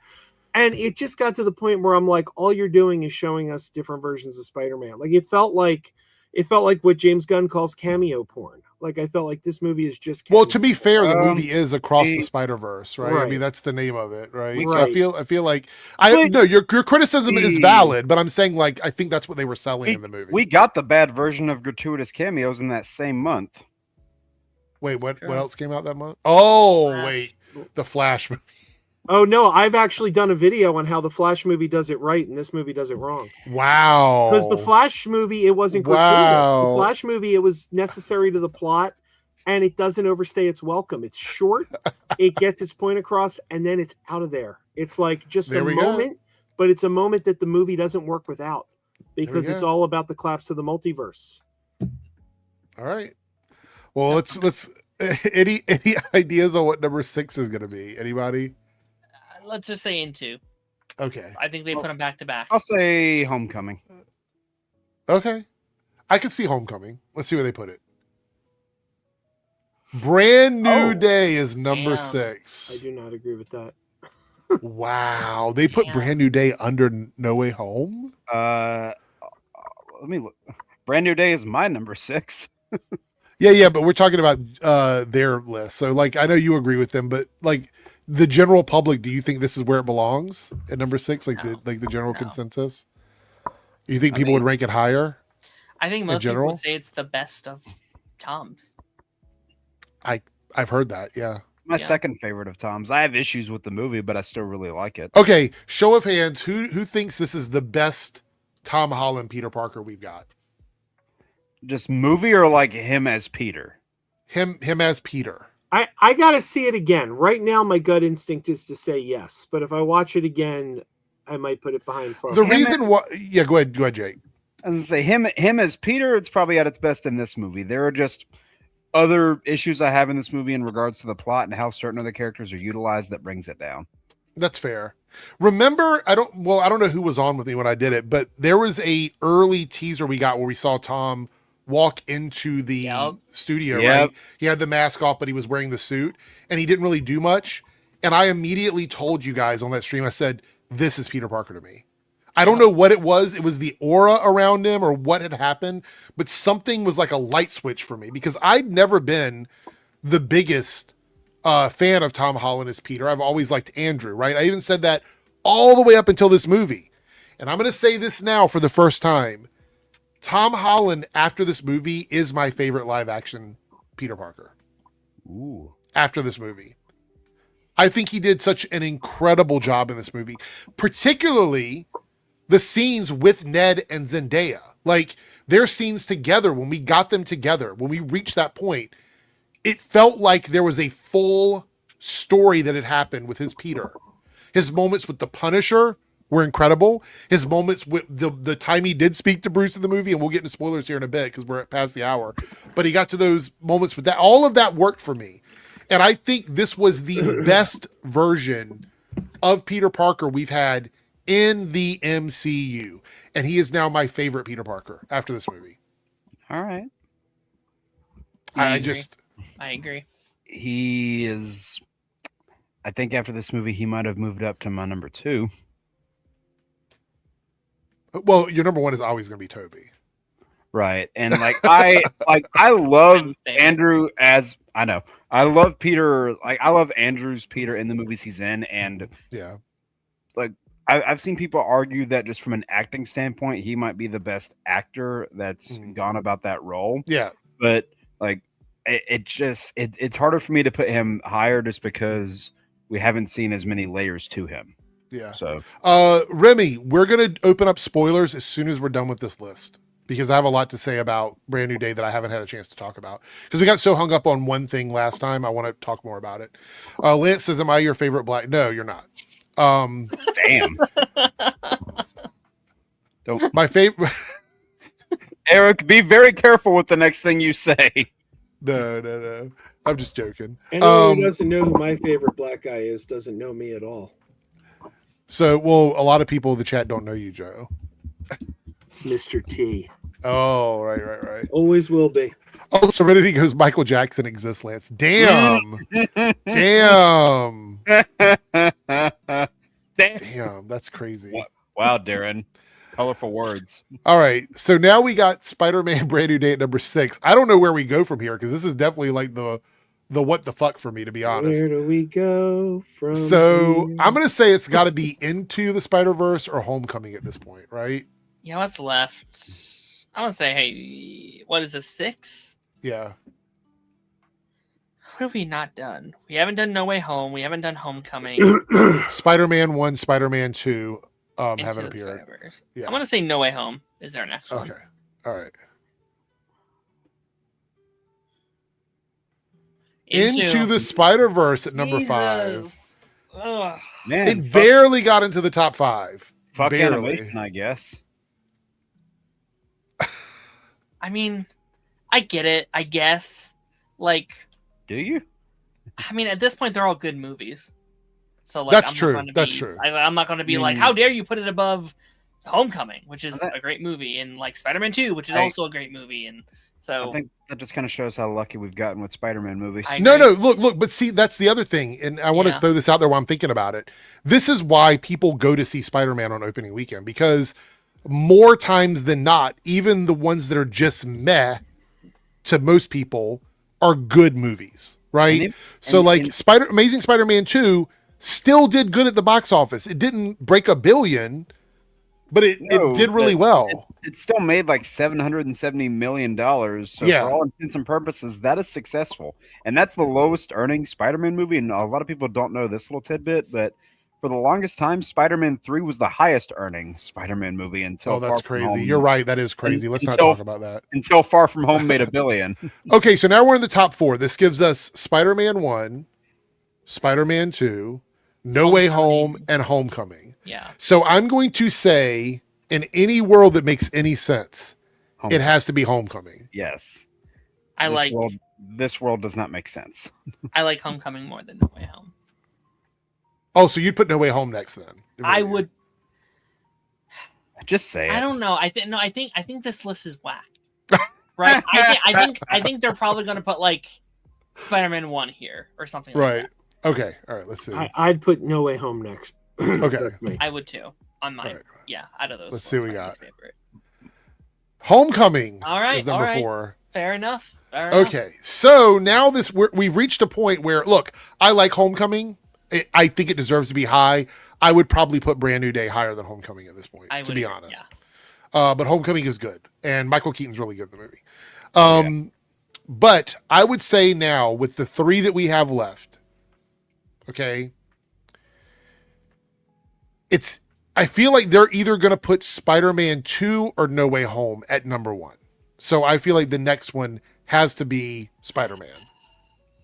Yeah, I would hope. I'm going to say they'll put No Way Home at number 3. You think so? I think they're going to put No Way Home at number 1. I think just because of the nostalgia. The fact that it's got all of them in one movie. Okay. All right. Yeah. Fair enough. All right. Let's see where they go. If I disagree. No Way Home is number 3. All right. So Man, I need to keep one with these predictions apparently. Or you have the page open in front of you and you're looking at it right now. I mean, I think this is just my hands are on this, Eric. It's just your list, Jake, outside of Spider-Man 3. Yeah. This is not my list at all. So I really enjoy No Way Home. I watched it again the other day before I went to see Brand New Day, and I think it's a fun movie, and I do enjoy No Way Home. I don't understand why it's ahead of some of these other movies, to be honest. It's a little weird that it is, but we got it at number 3. So now we are trying to figure out what they got at 1 and 2. In a world where things make sense, Spider-Man 2 would be the number 1 movie. However, we know that the Variety article world doesn't make sense. So it's a high probability that they put Spider-Man 2 at number 2 and Spider-Man 1 at 1. But I'm going to argue that Spider-Man 2 is the better movie. So I'd be happy with the winning placement either way, it looks like. Yes, you like both of them. So yeah. All right. Let's see what we got. I'm fine with either. Oh my God. I do not agree with this. This is your this. list, Jake. This is just your list. At all. I do not agree with this at all. So that means Spider-Man, the very first one, is number 1. I don't hate it. I don't agree, but I don't hate it. I don't mind putting Spider-Man 1 at 2 or 3, but putting it at 1 is crazy to me. I think it's at not 5, maybe. I could see the argument for, look, this to me, if we're talking about perfect Spider-Man movies, if there was a movie where you said you want to show, you get the chance to show people one Spider-Man movie and one only, I would put this movie on. This is the one that I would watch because it's the one that I feel like is the best. It's got that old school vibe to it. The special effects are really good, even now in 2026. That train fight is still one of the best. Yeah, it's still one of the greatest things. I think it's a really good individual storyline for Peter in this movie. I just don't think this one is as strong as the second one, in my opinion. I agree. So now, do we do the crazy thing where we compare our own letterbox images? If you want. If anybody wants to do it, we can do it. I don't know. I feel like it might be just crazy enough to be entertaining. By the way, while everybody's getting their list pulled up, you can just share the screens if you want. We have 3 out of 5 super chats in Reloaded, and we are 1 out of 5 in Debunks. If we want to pick one of the things off this list, we need 2 more super chats of any tier in Reloaded or 4 more in Debunks. It's any level, so the lowest level super chat still counts. I just sent you mine, Eric. Okay. It says here, did you hear the grifters trying to reframe Madam Web as the lefties only hated it because of Sydney Sweeney? Sydney Sweeney was one of the best parts of that movie. Which isn't saying much. No, but she fought to put them in costumes. We might have even seen them in costumes if it wasn't for Sydney Sweeney. It's wild. All right. Let's see. Jake sent over his. Damn, I'm wearing the wrong shirt. Damn, do I need to go change? All right. Let's see here. I am prepared to defend any option, by the way. All right. Let's go with Joe first, and then we'll do Jake, because I got to blow Jake's up. All right, so here's Joe's list. So Joe has Amazing at 2, or bottom, not 2, at 11. Spider-Man 3 at 10. Amazing Spider-Man 1 at 9. That is that's Across the Spider-Verse. Spider-Verse. Yeah. And then you have, is that No Way Home? Okay. Yeah. And then you have Into the Spider-Verse. So the Spider-Verse movies didn't even make top 5 for you. Neither one of them. It did until Brand New Day came out. Okay. Then it dropped to number 6. Okay, gotcha. I did somebody a month ago, somebody on Twitter saw my list and said putting Into the Spider-Verse at number 5 can only be racism. And I'm like, that is the stupidest thing I've ever heard. What does that even mean? I guess because I didn't think, I don't know. But I was told I was racist for having it at number 5. Oh, okay. Well, now it's number 6, so I guess you're no longer racist. Spider-Man, is that the first one? At number... Yeah, that's the original. Number 5. 4 is Homecoming, then Far From Home, then Brand New Day, and then Spider-Man 2. Yes. So Brand New Day is your second favorite now. I'm on the fence. If I see it a second time, it could drop to number 3 behind Far From Home. I don't know. Right now, I'm leaning towards that. I liked it. I really liked it. So I don't know. I'm gonna see it a second time though. All right. And we have, I believe this is Darren's now.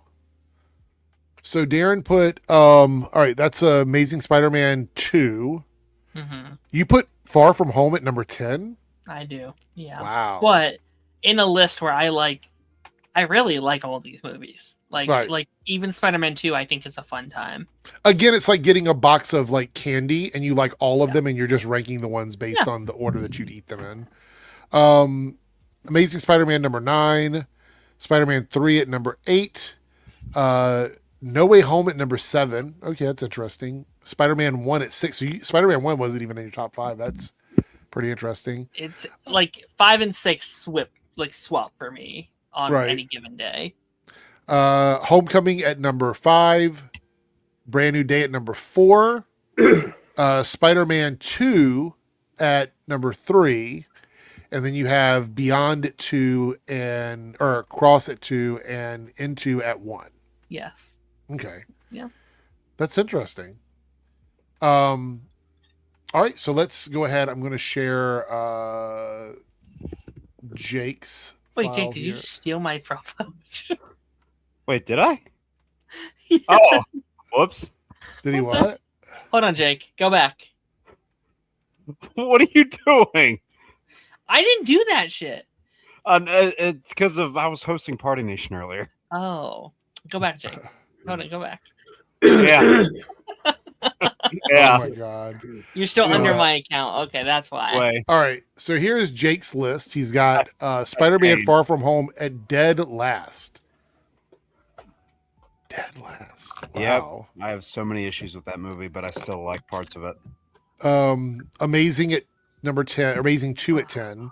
Homecoming at 9. Jake.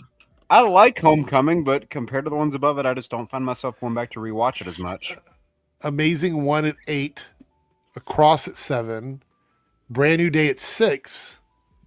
No Way Home at 5. Let me scroll up here so we can see the other ones.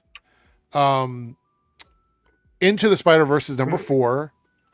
Are these in the order they were released? No. So No, they are. Spider-Man 1 is 1, Spider-Man 2 is 2, and Spider-Man 3 is 3. Oh, those two. So clarification. On any given day, those top 3 could be interchangeable. Right. And yes, I had to go change. It's really funny because you have all the Raimi stuff in the top, and Darren has all of the Spider-Verse stuff in the top. That's pretty funny. Oh, I know. Me and Darren go back and forth constantly about our disagreements on those. All right. So, seeing some rankings in the chat. Some of them look interesting. Chris here. Spider-Man 3 at 10. Amazing Spider-Man at 2. Far From Home 8. Homecoming 7. Amazing Spider-Man 1 at 6. Spider-Man at 5. No Way Home at 3. Or No Way Home at 4. Spider-Man 2 at 3. Into the Spider-Verse at 2. And Across the Spider-Verse at number 1. Fair. There we go. Anthony just said, "Oh hell no, Spider-Man 3." That's funny.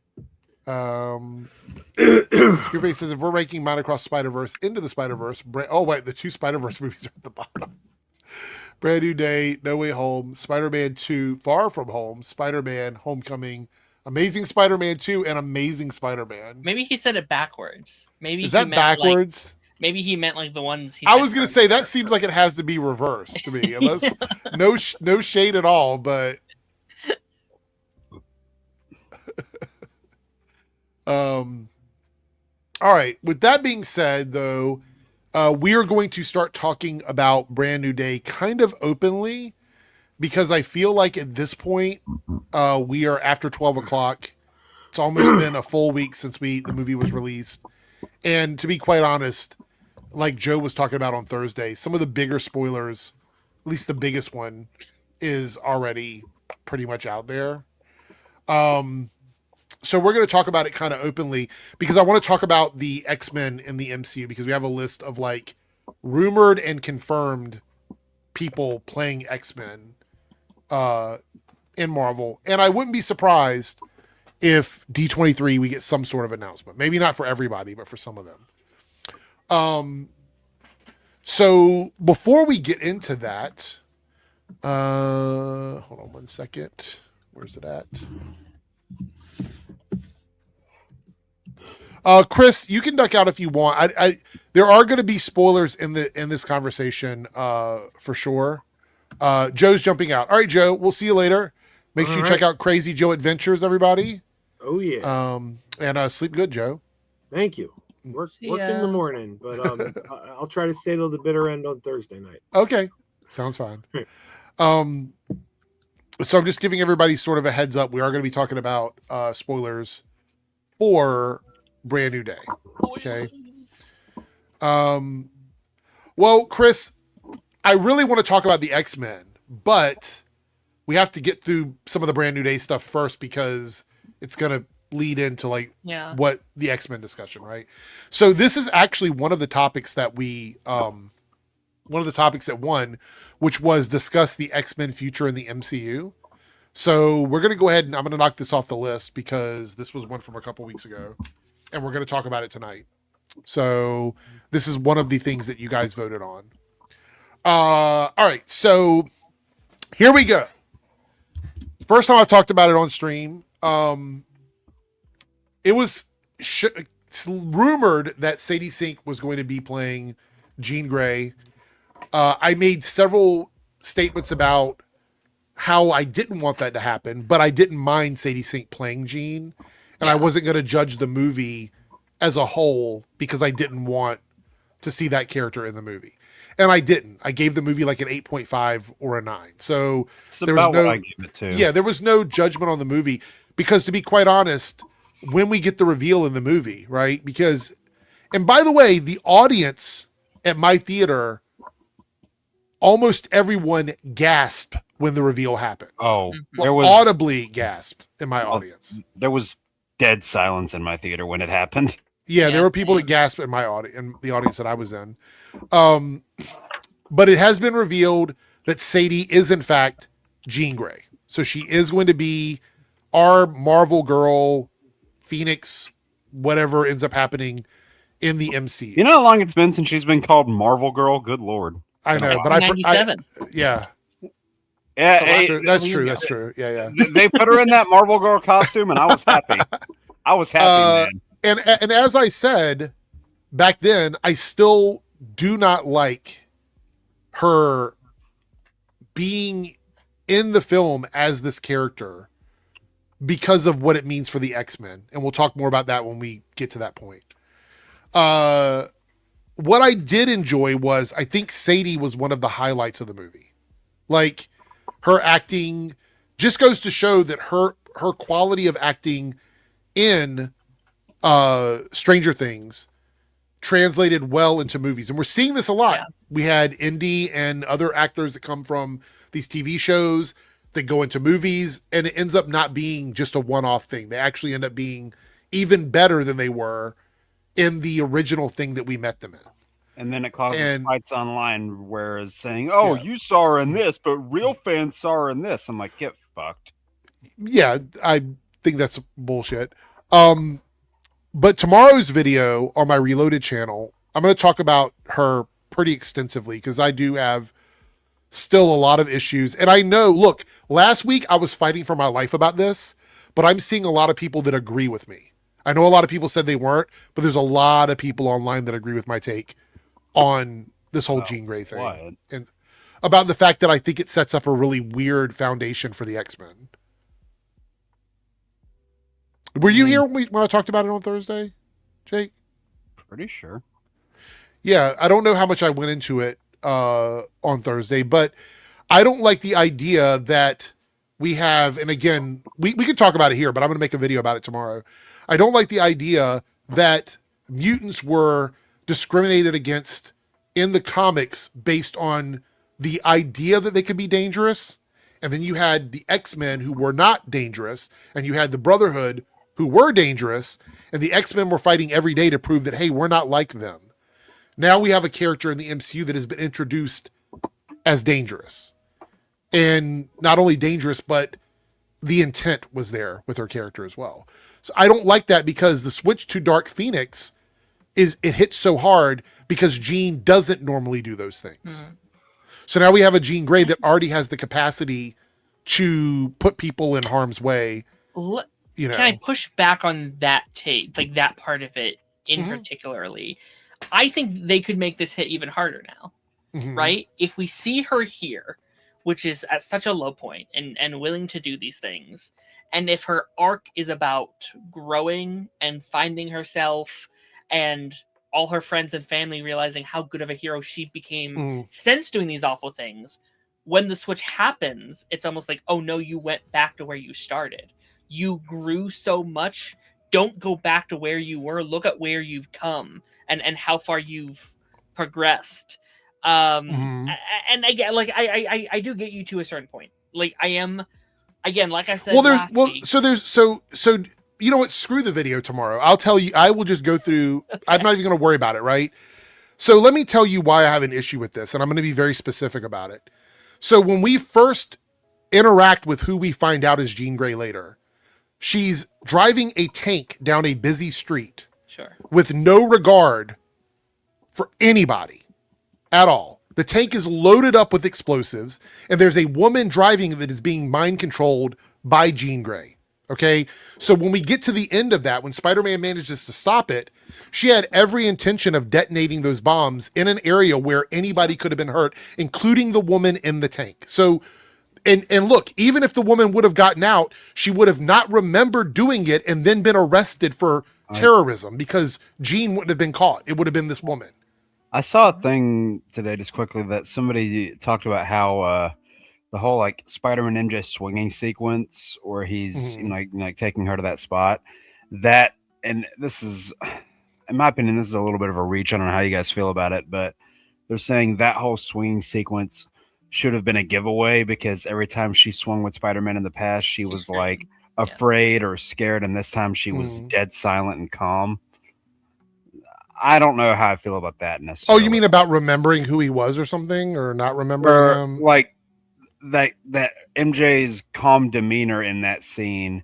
Oh, that it wasn't her in his arms. Right. Gotcha. Should have given away that it was Jean. Look at the very next scene of them swinging. Like she's screaming at the top of her lungs. Yeah. So I think that kind of confirms. But I want to be clear here with everybody as I go through this. The movie isn't a bad movie. Remember, I've been defending this movie. I also think we have to detach our love for something from the reality of it a lot of times. So I understand that people love this idea of Sadie Sink as Jean Grey. I do too. I like her. I think she's going to make a great Jean Grey, right? I totally agree with that. But we start out with her either letting someone else, some innocent woman, take the fall for murdering people with explosives, or she was going to blow the woman up in the tank with the explosives as well. Sure. It's really hard for me to root for someone that's doing that regardless of the reason why. And then in that same scene, we see Peter stop the Punisher from using those kinds of weapons because Peter doesn't respect when you put people in harm's way. Sure. I mean, think about like all the characters in the MCU that have become fan favorites, but started out down really villainous paths. We weren't rooting for them then. We are now. Jake, the problem is you cannot judge a movie based on what something is going to be. You have to base it on the movie that you watched. Yeah, I know. And I just imagine so I'm not. So Jean could be the best character in the X-Men movie, but that's not the movie we're talking about. I just think in a couple years down the line, we'll look back at her evolution probably a little bit differently than we do now, because right now this is all we have. So what I'm saying is, can we not have a conversation about who she was in the movie? No, yeah, sure. Okay, so I'd like to stay on that because, yeah, I agree with you. Maybe in a couple years we will love her, but that's not really where we're at right now. She was a villain in this. Yes, 100%. And I think that's kind of where I'm at in this conversation. Yeah. I'm kind of in the middle of where most people are. But I've got a broader thing to talk about. So no. I'm saying we're fine. Like, there's a broader conversation to talk about, right? So she does all this, and she's doing it intentionally. And I think to pass it off like, oh, she was just emotional, I don't think that's fair to her, because I think it's very clear she knew what she was doing in the movie, right? So she gets. But that's the big issue I have with it. That's like, I understand it's an adaptation of Jean, but I'm talking about in the movie, like, we get to the rooftop, she's willing to have a man fall, like, drop himself off the roof, not knowing if Peter's going to save him or not. What happens if his web shooter didn't work? What happens if he can't get there in time? She had no idea if that guy was going to survive or not, and she did it anyway. Then she threatens Peter to go after MJ, his loved one, after we're supposed to feel emotional about her because she lost her sister. So how am I supposed to feel bad for someone whose main story arc is her sister was arrested and held against her will, when that same person is willing to do that to Peter? How do I feel sorry for that person? She was threatening his loved one, the same thing that happened to her. And she's supposed to be someone we're connecting with and feeling sorry for, because she's not supposed to be the real villain of the movie. But if you think about it, her sister and her were sitting in the park, mind controlling people against their will, making them do things, probably robbing people, probably stealing from people by mind controlling them that whole time. What happens if they jumped in the mind of someone who's sitting with their loved one and all of a sudden that person acts weird? What happens if they give them a seizure because of it? We don't know what these things do. And the problem is that we're setting up this foundation about Jean as a redemption character. We get to the end of the movie and there's no accountability for what she did. Peter lets her leave. And keep in mind, she allowed Bruce Banner to take the fall and be locked up in a psychiatric hospital. She didn't take accountability for that. Bruce Banner did. She was going to have the Punisher shoot someone in the head on her behalf. She was going to let him take the fall for that. It wouldn't have been her fault. This is not a Jean Grey that I recognize. And I love her in the movie. I think she does a great job. But moving beyond this, this makes her someone that is willing to murder people and get away with it. Peter would not let her leave the city like that. He would not be like, oh, she helped me. What is that? I mean, he's shot in a hospital. Like but the writers decided to just have her go without any accountability. That's the reality of it. Like, there was no accountability for what she did. She allowed other people to take the fall for her. This is the character we have going into the X-Men. Right? So we want to talk about the future of the X-Men, right? We want to talk about where that looks like. How do we justify Professor X picking up people that are misunderstood, that have accidents, that are shunned because they didn't do anything wrong? They were discriminated against because they didn't do anything wrong. How do we justify that when he has somebody in his group that willingly went out and committed all these acts of violence? And there's no way you can I said Wolverine. But Wolverine is not Jean Grey. I know, but that same example I feel like applies that you just gave. Like a character that willingly goes out and will do some bad things. So why does everybody keep comparing Jean to people that are manipulated? That's a weird thing. Like, compare it to Wanda, compare it to Wolverine, compare it to Winter Soldier. These are characters that were manipulated. Weapon X program manipulated Logan. I wasn't even referring to just Weapon X. Like, he's still a very morally gray character outside of that. But even on the Wanda side of things, when you that's part of his stuff, it's part of his story in the comics. So in the comics, yes, I understand that. We're talking about Jean Grey in this movie and the establishment of her character in the X-Men. We don't know what Wolverine is going to be like in the Marvel Cinematic Universe. We have the Hugh Jackman one, but we don't know what the Wolverine's going to look like. Well, we don't know what the X-Men are going to look like, so... Well, we kind of do because we have some of the casting for it. But, like, well, I'm saying... That part, yeah, we just don't know how they're going to be depicted. But I think it's very disingenuous to go, well, look what Wanda did. Comparing what Wanda went through to Jean in this movie is crazy. I mean... It's crazy to me. It's two completely different circumstances. It absolutely is, but I hear the comparison all the time. People say, well, look at Wanda. By the way, Wanda sacrificed herself as a villain because she was never fully redeemed. She was also keep in mind, villain. Well, she lost her brother. She lost her love interest. All of these things happened to her. Then she saw her love interest brought back to life and then murdered again in front of her before she went and committed all these acts against people with the Darkhold and then Multiverse of Madness. Wanda was never fully redeemed. And that was a decade for Wanda. Winter Soldier has never been fully redeemed. These characters have never been fully redeemed. So it's really hard for me to look at that and go, you know what? I think this is good for Jean because we have a bunch of examples of characters that have not been fully redeemed. How do you feel about Loki? Well, Loki, are you talking about, well, Loki's dead. The main Loki is dead.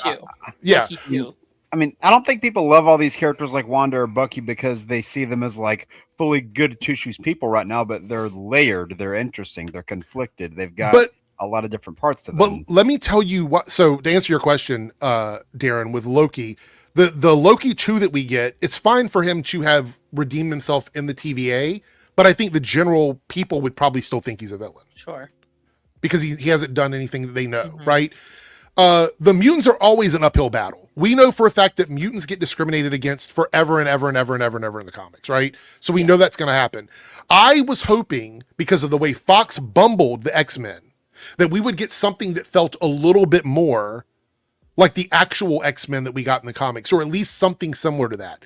This version of Jean could not be more different than the Jean Grey from the comics or the cartoons. Yeah, I don't know. I feel like there is a world though. Like I feel like Jean, and you're way more qualified to talk about this than I am, obviously. But I feel like I'm okay with Jean having a little bit of that in her before Phoenix. Do I think maybe they took it a bit too far? I do agree. Like I think the scene I keep going back to is when she pushes the guy over the bridge and he gets hit. He gets hit by. Oh, the guy that get hit by the car too. Yeah, I forgot about that. Like it is little scenes where I'm like, if I was doing it, maybe I would have lessened back on it a little bit.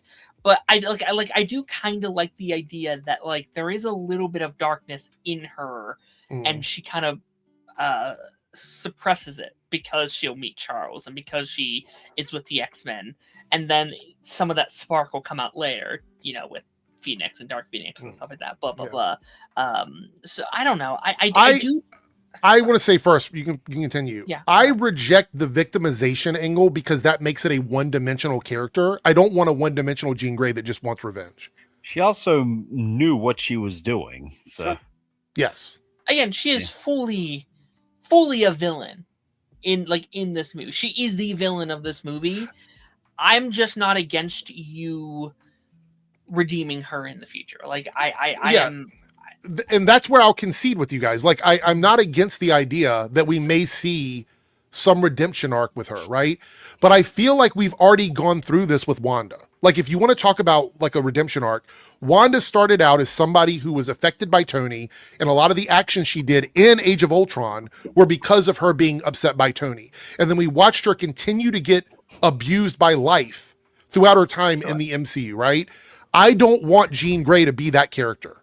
That's not who I want her to be. I don't want a Wanda ×2 where she loses Scott or she loses Logan or I don't want to deal with that. What I really wanted was I wanted to see an X-Men movie where we meet some characters, whatever the lineup was going to be in the beginning, and we get to follow them and get a juxtaposition between mutants who are hated for existing and mutants who are actually evil, because then we get to see two sides of it. Our first real X-Men ever introduced in the MCU is someone that is willing to murder people. Oh, I mean, there's also the fact, too, which I know you might consider this a bit of a cop-out, but there's also the large likelihood that, the reboot will rewrite some of these characters' mannerisms and histories. Okay, well, let's talk about that, right? Let's move in that direction. So we'll pull up the cast list in just a second, but I do want to talk about the idea of a reboot. Oh wait, first, Staggervore, 499 super chat. And unfortunately, Gene is the reason Bruce Banner ended up where he is now. Yeah, that's the thing that really makes me angry. Like, he's in a psychiatric ward being locked up for turning into the Hulk when that was 100% Gene's fault. Yeah. Yeah. And there's no accountability for it. That really is the thing that makes me the most angry, guys. Like, I would have loved to have seen some sort of like anything at the end of the movie, but she just disappears into the sunset. I feel like that is like she's on the run, right? Like she's not like, oh, she's an Avenger now. Like, but she leaves as a villain though. Like, she's on the run as someone that never redeemed. Like, her saving Peter, great, but Peter was there because of her. So it's like, oh, I'm sorry that you got stabbed. I'm the one that brought the knife. You know what I mean? Like, that's the whole thing. I feel like this is chapter 1 of her character though. Like, I feel like two things then. Does the movie serve Spider-Man by establishing Jean in a way where it's just to set up what she's going to do later on? Because I've heard that argument about the movie. Like, the big criticism of the movie is that Jean being there is great, but Jean is also servicing the larger X-Men story in a Spider-Man movie.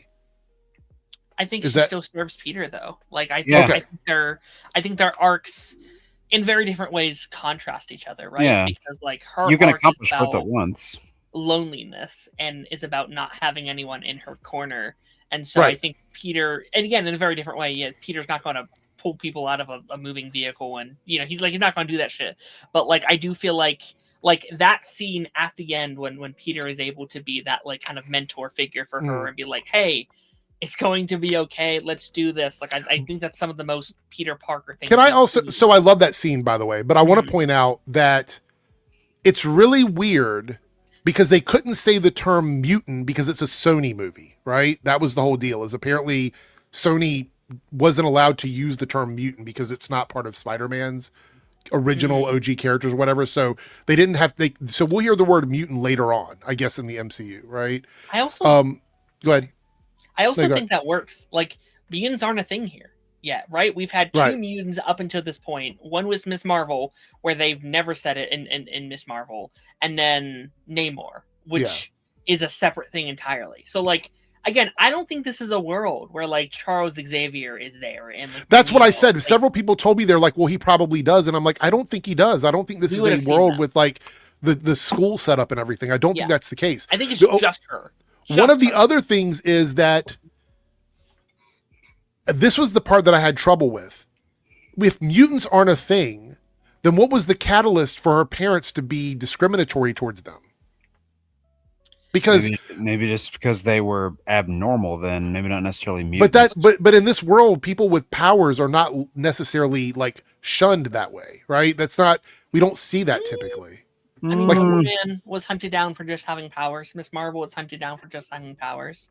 I mean, Battle of New York, and but not by their family though, right? Not by their immediate family. I think every family would be different. Like, so we're just to assume they kicked out both of their daughters, even though only one of them was really displaying like full on powers. I mean, I don't want to pull this crazy, but like, this happens in our world, Eric. People, like, kids are kicked out of their home every day. Absolutely, but these are two kids that we don't. I mean, they weren't talking about any sort of discrimination they were experiencing, so their parents didn't even reach out and go, "Hey, our kids have powers," blah blah blah, whatever. Like, the reason why I'm saying this is there's no standard for that in the MCU. Like, we don't see that with kids being abandoned that way. It's something that happens with the X-Men. It is something that happens with mutants, but we haven't really seen that in the MCU. Right? That's not something we've seen. So I feel like that's another story that they could have touched on that it wasn't really discussed in the movie in a big way. It was just Jean and her sister. And we find it out in a very short scene. I don't know. I felt like they could have done more with that. You're right. It's like kids getting kicked out for different reasons do happen. But the problem with the movie was I don't think they articulated the real reason why. Like, I don't feel like they stuck the landing on it just that way. Because, like, we have kids getting kicked out because they're gay, kids get kicked out because they're not in school. But those things are understandable because we know how it happens in the world. We have a point of reference with it. There's no mutants in this world. So there's no point of reference for, like, parents just shunning their kids on the streets because they have a power. Like, we don't have that in the MCU. Like I feel you brought up some good examples of kids. Like look at Ms. Marvel. Her family didn't shun her because she had powers. Sure. You know? Yeah, I don't know. I also feel like there's enough of an example of how powers in this world can be dangerous to come to that conclusion, right? Like you have the like Age of Ultron stuff where thousands died in that battle, and like Battle of New York. Like these are real things that I feel like, again, not a normal parent, not a good parent, obviously not, and like no good parent would kick out their kids, but like there are bad But you know there. why that worked in the comics? Because they had a place to go, right? They would either go to be the Morlocks, or they would go to the school or something like that. They'd go to Brotherhood. There was always somewhere for them to go. In this movie, they were kicked out and they were just on the streets. There was no result of that, except that, obviously Damage Control was trying to get her sister's powers or whatever, which, by the way, I want to point out, and this is probably going to hurt a little bit, obviously, because I don't agree with the way they treated her sister, but her sister was like using her powers to rob people and stuff. Like that's how they were surviving. So it's like, I get it. That's the explanation why. But also when they picked her up, she was jumping in people's minds unconsensually. You know what I mean? Like, so I get it for her to be upset, but we're not talking about someone that wasn't doing anything wrong. Sure. You know, she probably wouldn't have seen it that way. There was a line from Jean being like, she was innocent. She was just kind of born or whatever. I would disagree, Kevin. Anybody who is jumping into my head without my consent is doing harm. I would agree. I don't want people in my head without me saying it's okay. Now, not worthy of death, right? Like they no. Like I said, I don't. Yeah, 100%. Like that. Both wrong. Both people involved were both wrong, right. In my opinion. But can you imagine you're sitting in the park and somebody is just jumping in your mind and getting your thoughts and your personal secrets and stuff? That's not right. I mean, that's the plot of WandaVision. And she's also the villain of that show. That's what I brought up, is that Wanda was someone who, after Age of Ultron, learned for a time that going into people's heads is not good. You shouldn't be doing that, right? It's one of the big discussions we have with Professor X. Like, one of the moral things about him is whether or not he should be doing it at all, because he sees it as one of those things that just isn't acceptable unless at like maximum risk, right? That's like talking about fighting the Brotherhood or something. But the average person, he doesn't like doing that in the comics. It's something that he doesn't do. He also typically doesn't do it unless he's been given permission. And so, Darren. So you're right. Yeah, perceived as a villain for sure. I'm just saying that, like, those things, we can't look at that and go, like, the idea to feel sympathetic for her, I can connect to her on the idea that her sister was taken from her and she wanted to get her sister back. I can understand that. But that, to me, doesn't justify all of the other damage that she did when she could have just told Spider-Man that they've kidnapped my sister. I do agree that she was doing too much. I do think there are easier ways of getting what she wanted, although I feel like I am glad she is as young as she is, because that gives me a little bit of pause. I'll be honest, teenagers, sometimes they're not the smartest. They're not. I mean, how old is she supposed to be in the movie? 16 to 18 is what. Okay. And that age. Not only that, and I'm not saying this like excuses or justifies any of it, but whenever, we have a thing where, we're doing something for our family members, we will often break moral rules to protect people. This is the thing. I think we're hand waving that too much. This wasn't her being emotional in the moment. This was weeks and weeks and weeks of damage and planning that she was doing. I mean, I think the example I gave would still go under that umbrella. So let me just be clear. Raise of hands in the chat. It is okay to attempt to murder people to save one individual. No, I'm not saying it's okay, but that's the argument we're having about Jean Grey here is whether or not what she did was justified. No. The excuse is that her sister was kidnapped. That is not the justification for what she did. I feel like it's a lot more black and white, though. I'm just saying, that's how she rationalized it. That didn't necessarily mean it was okay. No, but but see, this is the argument I'm having, right? I don't want Jean I'm not judging the movie on that. As you guys know, I want to keep reiterating this. So I'm not judging her in this movie on that. I understand this was the story we were telling. I don't like the idea that the Jean that we are getting is one that did all of these things. I don't like that. You could have done it with Emma Frost. You could have done it with another character entirely. That would have made way more sense. Because Emma Frost is very similar to Wanda, where sometimes she's good, sometimes she's not, and she might be willing to do evil things. And she can do all the same things that Jean can do. Sure. In terms of telepathic stuff. So why pick Jean Grey? You could have done it with somebody that's already a gray character. I would. So guess, Kevin, please stop comparing Jean to someone like Magneto. Like quite literally, it's just not. These are bad faith comparisons. Yeah, I don't really see the logic behind that comparison at all.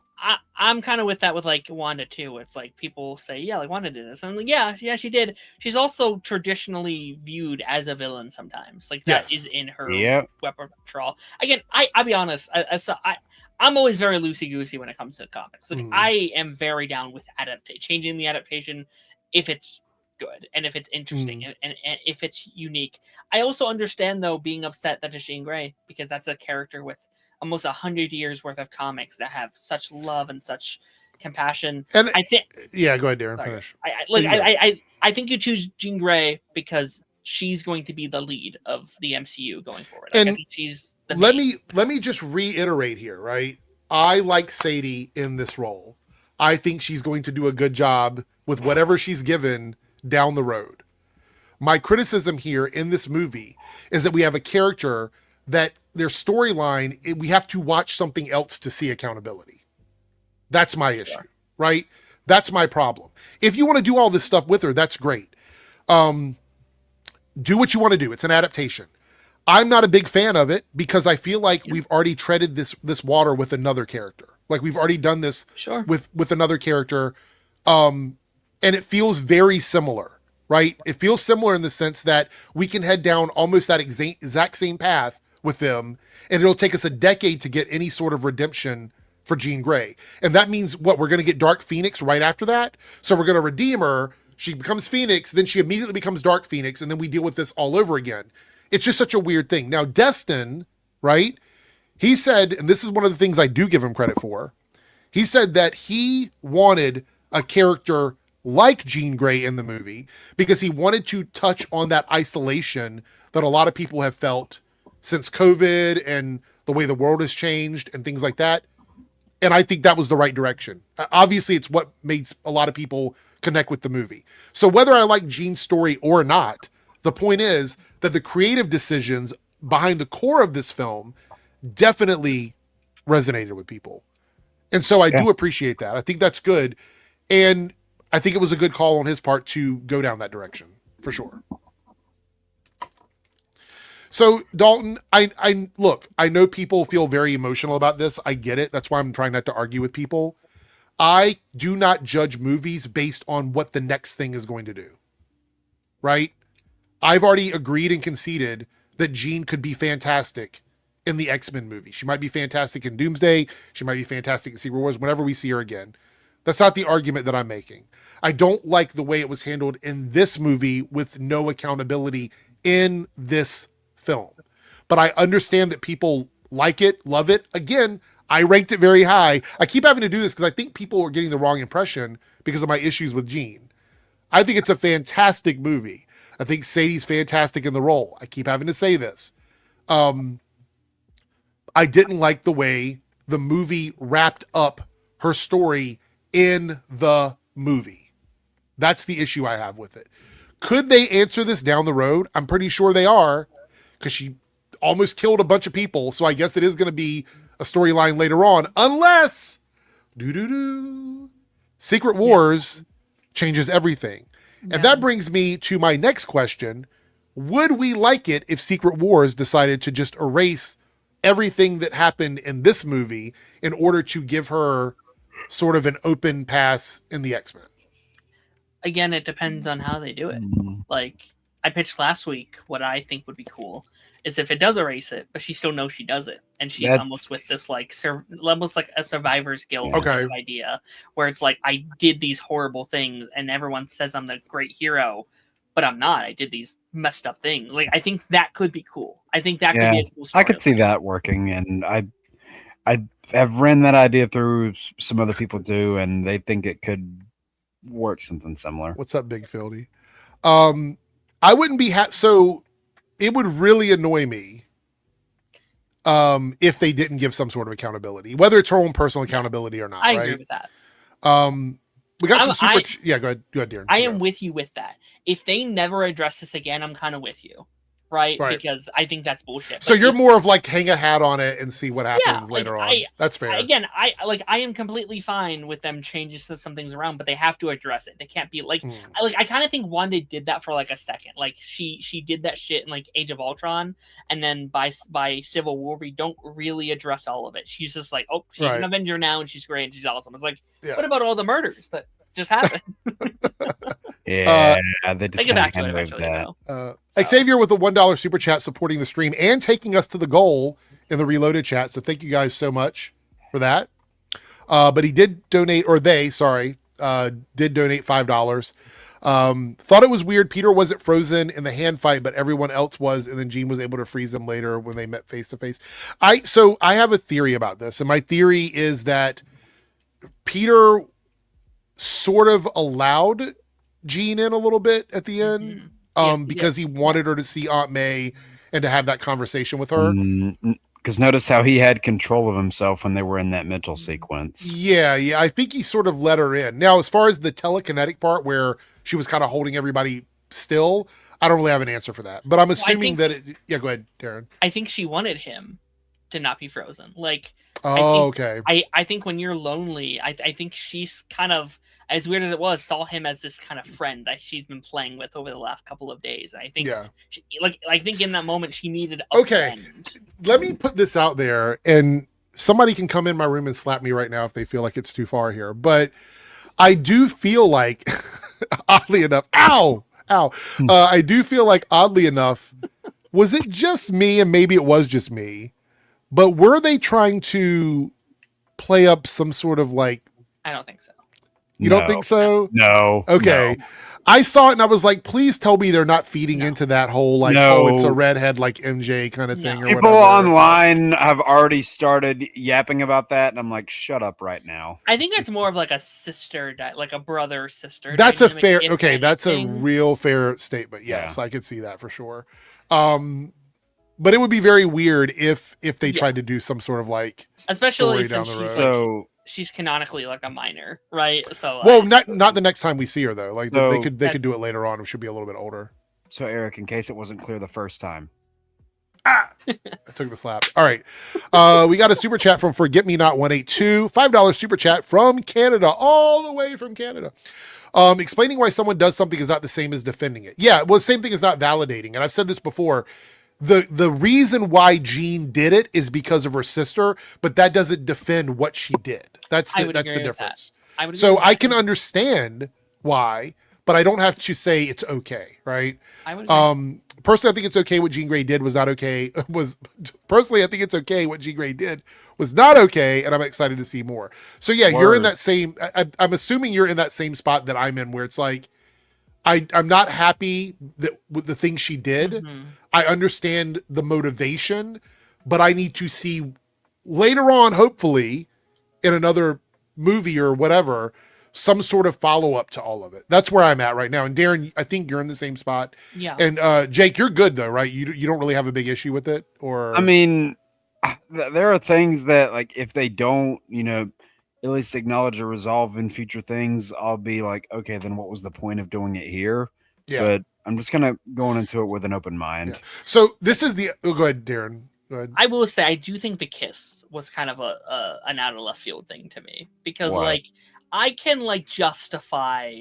I mean, not justify, but I can be like, okay, she's doing these things to get what she wants. God, I forgot about that. The kiss with Peter, she's just fucking around. Oh, that was yes. I forgot. Oh my God, Darren, I just had a really bad thought, and I'm going to zip it. Oh no! Because you reminded me of the possible canonical age of that character. Yes. And then Eric, so we're just it would be in your best interest to stop. I'm gonna skip. Kevin says here, Peter created devices. This is another big thing, is that we have these devices now that suppress mutant powers. And if you don't think that's ever coming back, I don't know how I feel about Spider-Man being the catalyst for that. That's another thing. Down. Although he's also not the first. Like, look back to like Age of Ultron, or not Age of Ultron, Civil War. Like, Wanda has a little like dampening thing on her neck when she's in like the prison cell. So someone had to have done it at some point. Although I do think they're going to use this opportunity to be like, yeah, Spidey. I thought Wanda was just in a like strapped jacket so she couldn't use her hands. There was at some point she had like a thing around her neck that was dampening her powers. According to a Time article, Jean Grey is, like you said, Darren, between the ages of 16 or 18, so we don't know. Yes. It's still her in the exact realm age. of uneasy. Like I just made a tweet about this, and like someone like underlined, it could be 18. That's still not good. What, isn't he supposed to be 26? Yeah. 18 is still not a good age for a 26-year-old. Yeah. Stop it. Like, listen, like 8 years doesn't make that big of a difference between 40 and 48. But between 18 and 26, yeah. But let's just not even. That's a rabbit hole that we probably shouldn't even go down. Well, yeah, he was blipped. I forgot, Cameron. Yeah, he was blipped. Yeah, because he was blipped. He was gone for 5 years, so you have to take 5 years off of his. It's still not a route I want to go. Yeah. Well, if everybody forgot him, was he blipped? That's a really tough question, Jake, but we'll wait for that one. All right, so let's take a look. We're going to wrap things up here in a minute, but let's take a look at the X-Men list right now. And I think this is everybody, but if I forgot anybody, let me know. And then we're going to see what won the poll there. All right, so move that up in the corner. We have Sadie Sink as Jean Grey, confirmed. This next casting is so good to me. Oh my God. When I saw this, I was like, please be true, because I love this actress. Samara Weaving as Emma Frost, confirmed. So those two castings, everybody, perfection. Yeah. Sadie as Jean, Samara as Emma. Yeah, Samara's great. Sign me up. Indy, the Mystique is, I believe she said she wanted to play Mystique. I don't think that was I call bullshit. Confirmed on that one. So I saw that interview clip where she's like, Mystique would be cool. I'm like, really? Yeah. By the way, Mystique, I don't. So this might be a hot take. Mystique isn't a character that you see a lot as Mystique. She's typically doing other people. Doing other people. Pause on that. She's typically copying other people. Sorry about that. I mean, she's typically copying other people, so I feel like it's not a character that somebody would want to play, right? I mean, I don't know. I feel like we don't want another Jennifer Lawrence. Yeah. I don't know. I guess you could argue that she can just like always look young because she can shapeshift, right? But I always view Mystique as a little older, especially if we are doing the Nightcrawler Rogue stuff, right? That 97's been doing. Like, I would want someone that could be the mother of Rogue, or the mother of Night. So you would want Mystique to be like slightly older, right? In her 40s, hypothetically for me. That makes sense. I wouldn't argue against that. Because I mean, when you look at like the ages of like Mystique and Nightcrawler and stuff, going by the actors' ages in movies, you knew they were never going to do that with Jennifer Lawrence and Tobias. I can't remember the other one's name. But also, when you even go into the original series, like Alan Cumming and Rebecca Romijn, Alan Cumming's 8 years older than Rebecca Romijn, so they probably weren't ever going to do something like that either. Yeah, that's fair. No, Charles Melton is Beast. I only really know him from Riverdale. I was about to say, wasn't he like the second actor to play that jock character? Mm-hmm. And he was also in a show called Beef season 2, I think, right? Wasn't he on that? He was good in that, if I remember correctly. But when I first heard his name, I was like, oh, that's the Riverdale guy. Now, yeah, go ahead. Oh, no, I was just kind of smirking. So, and again, these are the unconfirmed ones. We'll find out for sure. As I guess Beast, down the road. though, Yeah. I can't see that working personally.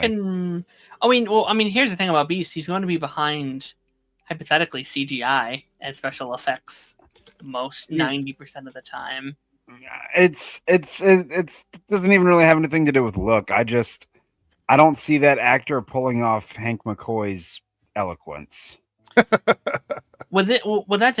Can we scroll down to like the photo part of it? Can I see his face? Yeah, hold on. Let me do that. He's right here. It's also interesting because if it is him, we're doing Young Beast, and I always kind of equate him to being a little older. I know he has to be young at some point, right? Right. I fully believe that the majority of the X-Men we meet, with the exception of like some of the like slightly older characters, are all going to be relatively young. Yeah, I don't mind it. Like if he's playing a younger version, I don't mind him being a little less beasty to start off with. That makes sense. I mean, they could even evolution it if they wanted to by having like a good amount of them be younger, but having like Wolverine, Beast, Storm, maybe a little bit on the older side. I have a theory about Doomsday, the way it's going to end, but I'll save that when we're done discussing this. So also we have for Rogue, Kaylee Spaney, who was in Pacific Rim Uprising.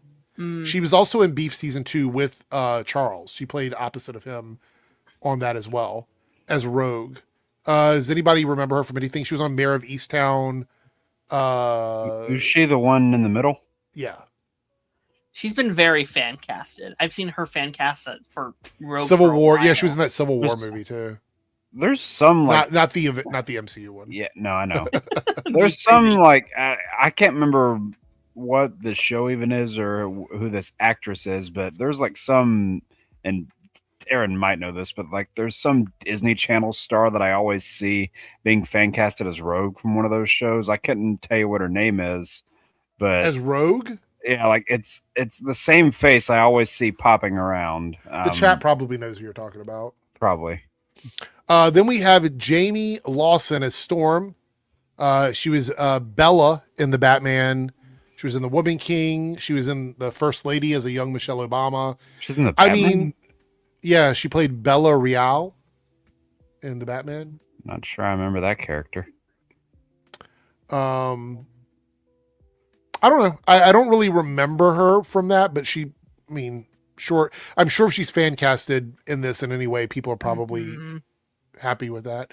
I'll have to look into some of her stuff. Then we have Drew Starkley as Cyclops, which is the bottom left corner there. He's from Outer Banks. And The Hate You Give. I was going to say, I recognize him. I'll be honest, after X-Men 97, we need a really strong Cyclops. Like, we need somebody that can just nail that character. And I don't know a lot about Drew, so I'll have to look into him. You need someone, like, whoever your Cyclops is hopefully going to lead the MCU. Like, him and Sadie Sink, obviously, together. Should hopefully... Well, I mean, that's the power couple of the X-Men. Yeah. So. Well, it's better than, I was going to say, it's better than, and I'm not saying this because we know who Jean is now, but it's better than certain other fan casts I've seen for Cyclops. Cause, yes, there's one going around that I don't even want to bring up. Well, I doubt we're talking about the same one, Eric, but for any Titans watchers, I saw people fan casting Brenton Thwaites. Oh God, no, please. I'm like, no. That is actually one thing I'm very happy now that we know Sadie is Jean Grey, because we can now narrow down our fan castings. I've been seeing people name people in their 30s, their 40s, their 50s. I've been saying for years now, clearly not. They're going younger. Because they want people that can be in this for like a decade. Yeah, we're casting. Oh, Jamie was in Sinners. I do remember her now. Yeah, she'll do a really good job. She was great in Sinners. Yeah. Okay, and then we have the one that's the most interesting, I think, which is Adam Driver as Mr. Sinister. Be better as that than as Magneto. Well, I saw Magneto first, and then it got switched over to Mr. Sinister. And then they changed it to like Stryker at some point too. I'm like, make up your mind. So I think because his name has been so heavily connected, he's playing someone, right? I feel like he's playing somebody. We just don't know who it is. Although look back to Fantastic Four casting. We saw his name around for Reed Richards for months, and That's true. That is true. It could And just be they've asked him, and so people have his name. Like Kevin has said, they've asked him multiple times for roles, and he always says no. So we'll see. Okay. Well, then we have to wrap it up. Bill Skarsgård as Professor X, as Xavier. He's Do we also see it? Do we not see it? Every comic book movie casting for the last 10 years. Like, wasn't he almost our Lex? Wasn't he almost our Superman? Yeah. Yeah, he's been almost everything. According to this post, though, it says full cast expect to be announced at D23 this month. What are the odds on that? Do you think that we're going to see the whole cast announced? I think it's likely. Some, and I doubt all, but potentially some. I think they at least have a title and a date at the very least, and maybe your Cyclops, your Jean, and something like that. Serenity says the initial casting as a driver is a villain, and then people started saying all these villain names. Okay, that seems that makes sense. Pretty likely. Cody here with a $5 super chat and a channel member. Thank you so much, Cody. Which, by the way, if you become a channel member of either channel, you get early access to at least 2 videos a week.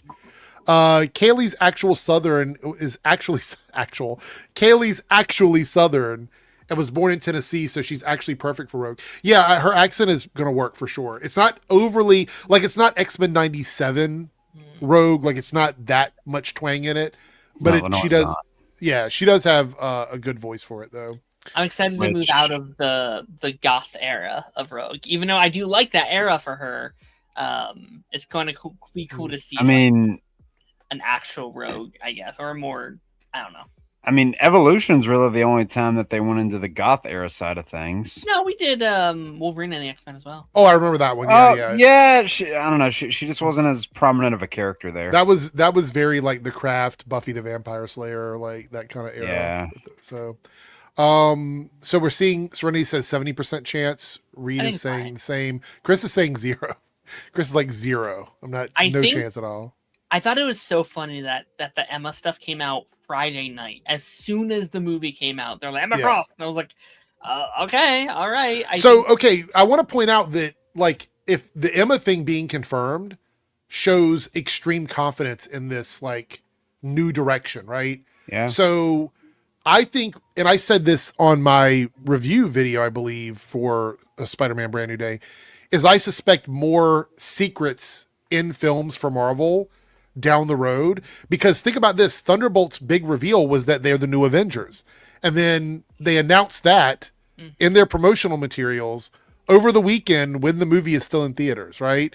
I think we need to have more of that not getting spoiled by production in their marketing until, like, at least the whole fucking cycle is done. I mean, even if you look at the movie right before that, you had a film like Captain America Brave New World that mismarketed it to make it seem like a character like Red Hulk was going to be a big prominent force in the movie. He's in it for 5 minutes. Yeah. And that incorrectly marketed the movie. So I'll be honest. I love Sam. I think that movie was always going to have trouble getting off the ground, to be honest, no matter what they did. Even if they could have put Spider-Man in that movie, and I think it probably would have only helped it a little bit. It's just so much drama around that movie. I think if you retooled the series a little bit, it would have worked a lot better as a fourth movie. They made it too long. If they would have done Captain America and the Winter Soldier as a movie, as the fourth Captain America movie, it would have been incredible at the box office. Although a little contradictory of Bucky's art, because isn't his whole thing in that show where he's trying not to be the Winter Soldier anymore? Yeah, but I mean, you would still title the movie that, though, for sure. Yeah. Like, I feel like you would. Like, the fact is, there's a lot of things. I think someone said that there is a way to cut that series down to like 2.5 hours to make it into a movie. Yeah, I can see that. There's definitely some fluff. Why are you on your alt account? You could trim. I think this is his main account, isn't it? Yeah, it's his main. It's now Lance Ringgold Reviews. That's the name of the main account now. It's been like that for a while. That's his like at handle. So he must be on another channel then. That's why, because I was looking at it and he's a mod on one of my channels. That's why it looks different. Because he must be on the other channel. That's what it would be.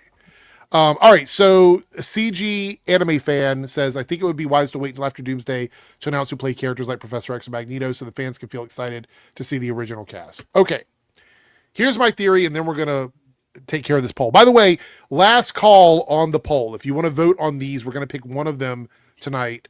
So go ahead and vote. It looks like one of them is way ahead, but there we go. I think we might see, similar to Infinity War, a bunch of characters that we may not have seen in the marketing. We're going to see that for sure in the movie. I believe there's at least, I would say, 3 or 4 characters that are in there that we don't know about right now. I agree. Right? We're going to see a lot of characters go away forever at the end of Doomsday. That's what I think. Because I believe Doomsday is setting up the dangers of Doom. And in order for that to happen, some people got to go. Who do you think? So I think the OG X-Men are gone. I think we see the new X-Men in Secret Wars. I think... When I say, well, not even new X-Men. I think the OG X-Men are gone. And in Secret Wars, we see the second class of the X-Men. The ones from the other trilogy. That would be interesting. I could see this new cast appearing at the end. I think we're going to have look back to like Crisis Episode 5. That was basically like showing where everyone is and where everyone is at. Like I think we'll see a bit of the X-Men, a bit of the Fantastic Four on this Earth. It's like what the Avengers look like on this new world. I think it's going to be a bit of that. So I could see them appearing there. Hopefully we actually get to see the Avengers team up after that. I don't think Thor dies, guys. I don't think Thor dies. I think Thor survives. Because if you know anything about the 2015 run, there's like thousands of Thors. So I think Thor makes it through. Because oh God, should I even spoil this? It's in the comics. Thor ends up working for Doom. So so does Strange. Yeah. So Strange is Doom's second in command, and Thor controls basically their police force. So I think... I mean, if you've seen, I don't know how much you talked about the Ghost Rider thing, Eric, but I think we're going for very safe stuff post Secret Wars. I think Ghost Rider, Black Panther, a lot of these are safe, like X-Men's safe. I think Thor 5 is a safe movie, so I think you keep Thor. As long as you switch the director. Like keeping Chris Evans is a safe choice. I don't think Taika Waititi is coming back to Thor. No. So no. Yeah. Nope. So you know what they should do is bring Kenneth Branagh back and have him do like a Viking aesthetic Logan send-off movie. Yeah. Casual viewer says I highly doubt. No, Fantastic Four are not going anywhere. No. So I think most of the Thunderbolts are fine. I think the Fantastic Four all 4 of them are fine. Spider-Man's obviously going to be fine. Thor's going to be fine. Doctor Strange is going to be fine. There's some characters that are just going to survive. But any of the previous eras of Marvel movies and any baggage in the current MCU are gone. Like, if they're not keeping them after Secret Wars, they're gone. Yeah. I mean, we could also see characters die and it not be permanent. Yeah. Like Wolverine, we will get a new Wolverine. I don't know if it'll happen right away, but we will get a new Wolverine. Yeah. So, we'll do this quickly before we go here.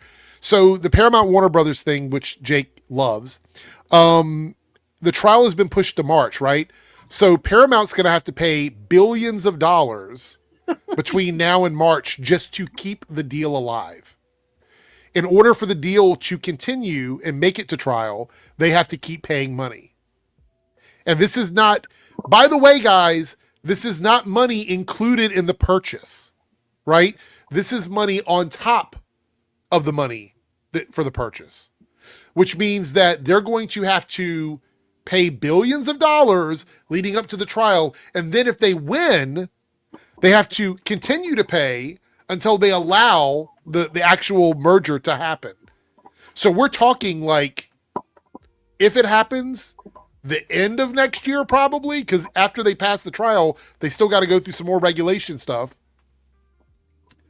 So the end of 2027, somewhere around there. So that's fun. Several people in the industry believe they're going to walk away from the deal. And Ellison came out and goes, yeah, the only reason they don't want us to have this deal is because of CNN. So he's just he literally said the thing that I've been saying since the very fucking beginning. So anyway, it looks like the one that won was very easy. The best Spider-Man versions of all time. And I said this covers everything. So comic books, the different comic runs, different cartoons, different movies, different TV versions, different video game versions. Any Spider-Man that has ever existed, your top 3 favorite of all time. So a bunch of people have Spider-Man Lotus as their number 1, right? Yeah, sure. Darren has requested something, so let's take a look at this. We're gonna take this with a grain of salt because that's our favorite scooper. That's wrong. 90%. No. No. But I think it's an interesting conversation to have. Okay. All right. Here we go. All right. So Darren has shared this rumor. Reportedly, Marvel is also considering turning Strange Academy and Champions into films. Oh Lord. All right. So Darren, you brought it up. So what are your thoughts on this? Well, like I only bring this up because I don't know if you talked about it last time, but no, we haven't talked about it all. So the Wonder Man thing, I think is. We mentioned it getting canceled. I was going to talk about that a lot more tonight, but I decided I'll save that for a separate video. But go ahead and talk about it. Yeah, that does make me very curious about the future of TV, because I am now wondering, maybe it's not. Maybe it's not they didn't want it. Maybe it's because they're moving away from TV as a whole, outside of a very few things. Strange Academy is the one where I'm like, that should be a TV show, right? Like that's the one that makes sense as a TV show. Mm-hmm. If you're doing strange stuff in the movie, it should just be Doctor Strange 3. Champions makes sense if that is to be true, although you could very easily run into the Thunderbolts thing. When you are doing a movie surrounded by Miss Marvel and Kate Bishop and Ironheart and characters that Darren, pause for 1 second. The only thing they need to do is they would need to market it like we've never met those characters before. Mm-hmm. Right? If they're going to market a movie with all of these TV characters for an audience, they need to remember that the audience just pretend they don't know these characters. You know what I mean? Market it like they're brand new, fresh characters that we've never seen before. I think the problem with the Marvels is they marketed it like we already knew who Ms. Marvel was, and we did, but I guess the general public didn't know who she was. I mean, they didn't even, going off title, they didn't even market that movie as a continuation of Captain Marvel, so that didn't help either. Well, that's why I've always said the title of that movie was the death knell for it. It should have been Captain Marvel 2, The Marvels. That's what it should have been titled. Or just Captain Marvel 2. Like it was really strange that they decided to take a $1 billion IP titled Captain Marvel, a movie that made $1 billion, and go, you know what? In the second film, we're just not going to use her name at all. Yeah, that'd be we're like just not going to use it. That'd be like if you took like Black Panther and then left the Black Panther out of the Wakanda Forever title. Right, if it would have just been Wakanda Forever with no Black Panther, right? Yeah. Like the brand IP is so fucking important. That's why Thunderbolts had an issue. If they would have titled Thunderbolts New Avengers from the beginning, I think it would have made more money. Yeah. Anyway. Yeah. We got Staggervorth, the 499 super chat says if Paramount Dossier ends up getting Warner Brothers, who do you think could end up acquiring it? Oh, does it end up getting? Okay. Nobody. I think they stay separate because here's the thing, by the way, David Zaslav, after it's right around the corner, I believe it's June of next year, can say no, and they still have to give him like $17 billion or some bullshit number, even with him saying no. I don't think they intend to sell. I think at this point he sold his shares and he's hoping that they lose, and then he can still get billions of dollars out of them and stay in charge at Warner Brothers. That's what I think. That's what I believe. But thank you for the super chat. All right, everyone. So we're going to wrap it up here. Don't forget, next Tuesday, Jake, now that you're here, I can tell you this. Next Tuesday is going to be a combination of a fan appreciation night and any news stories we get. So we will do our game night, list night on Tuesday of next week. So it'll be a regular show with that attached to it for everybody. So we'll be going to both channels, which we don't normally do with our appreciation for the polls. We're going to do it on both channels. Yes, you want to show that you appreciate both channels, right? I do, because I usually split them up over two channels, but this one we will do together. With that being said, Jake, shout out your channel. What have you got going on? Right there, I got Lost Levels on Sundays. I want to shout out this most recent stream. We were doing another part of our Skyrim playthrough. We had 75 people in there at one point watching, which, whether you were just watching, lurking, chatting, regardless, thank you all for stopping by. We got a Batman Arkham Knight stream this upcoming Sunday, some X-Men 97 coverage this week, and potentially 1 or 2 bonus videos in between the stream I just did and the one upcoming. Okay. Wow, Jake dances on Hot Rod's grave. Fuck Hot Rod. All right, so Darren, what have you got going on over at Darren's Sanctuary?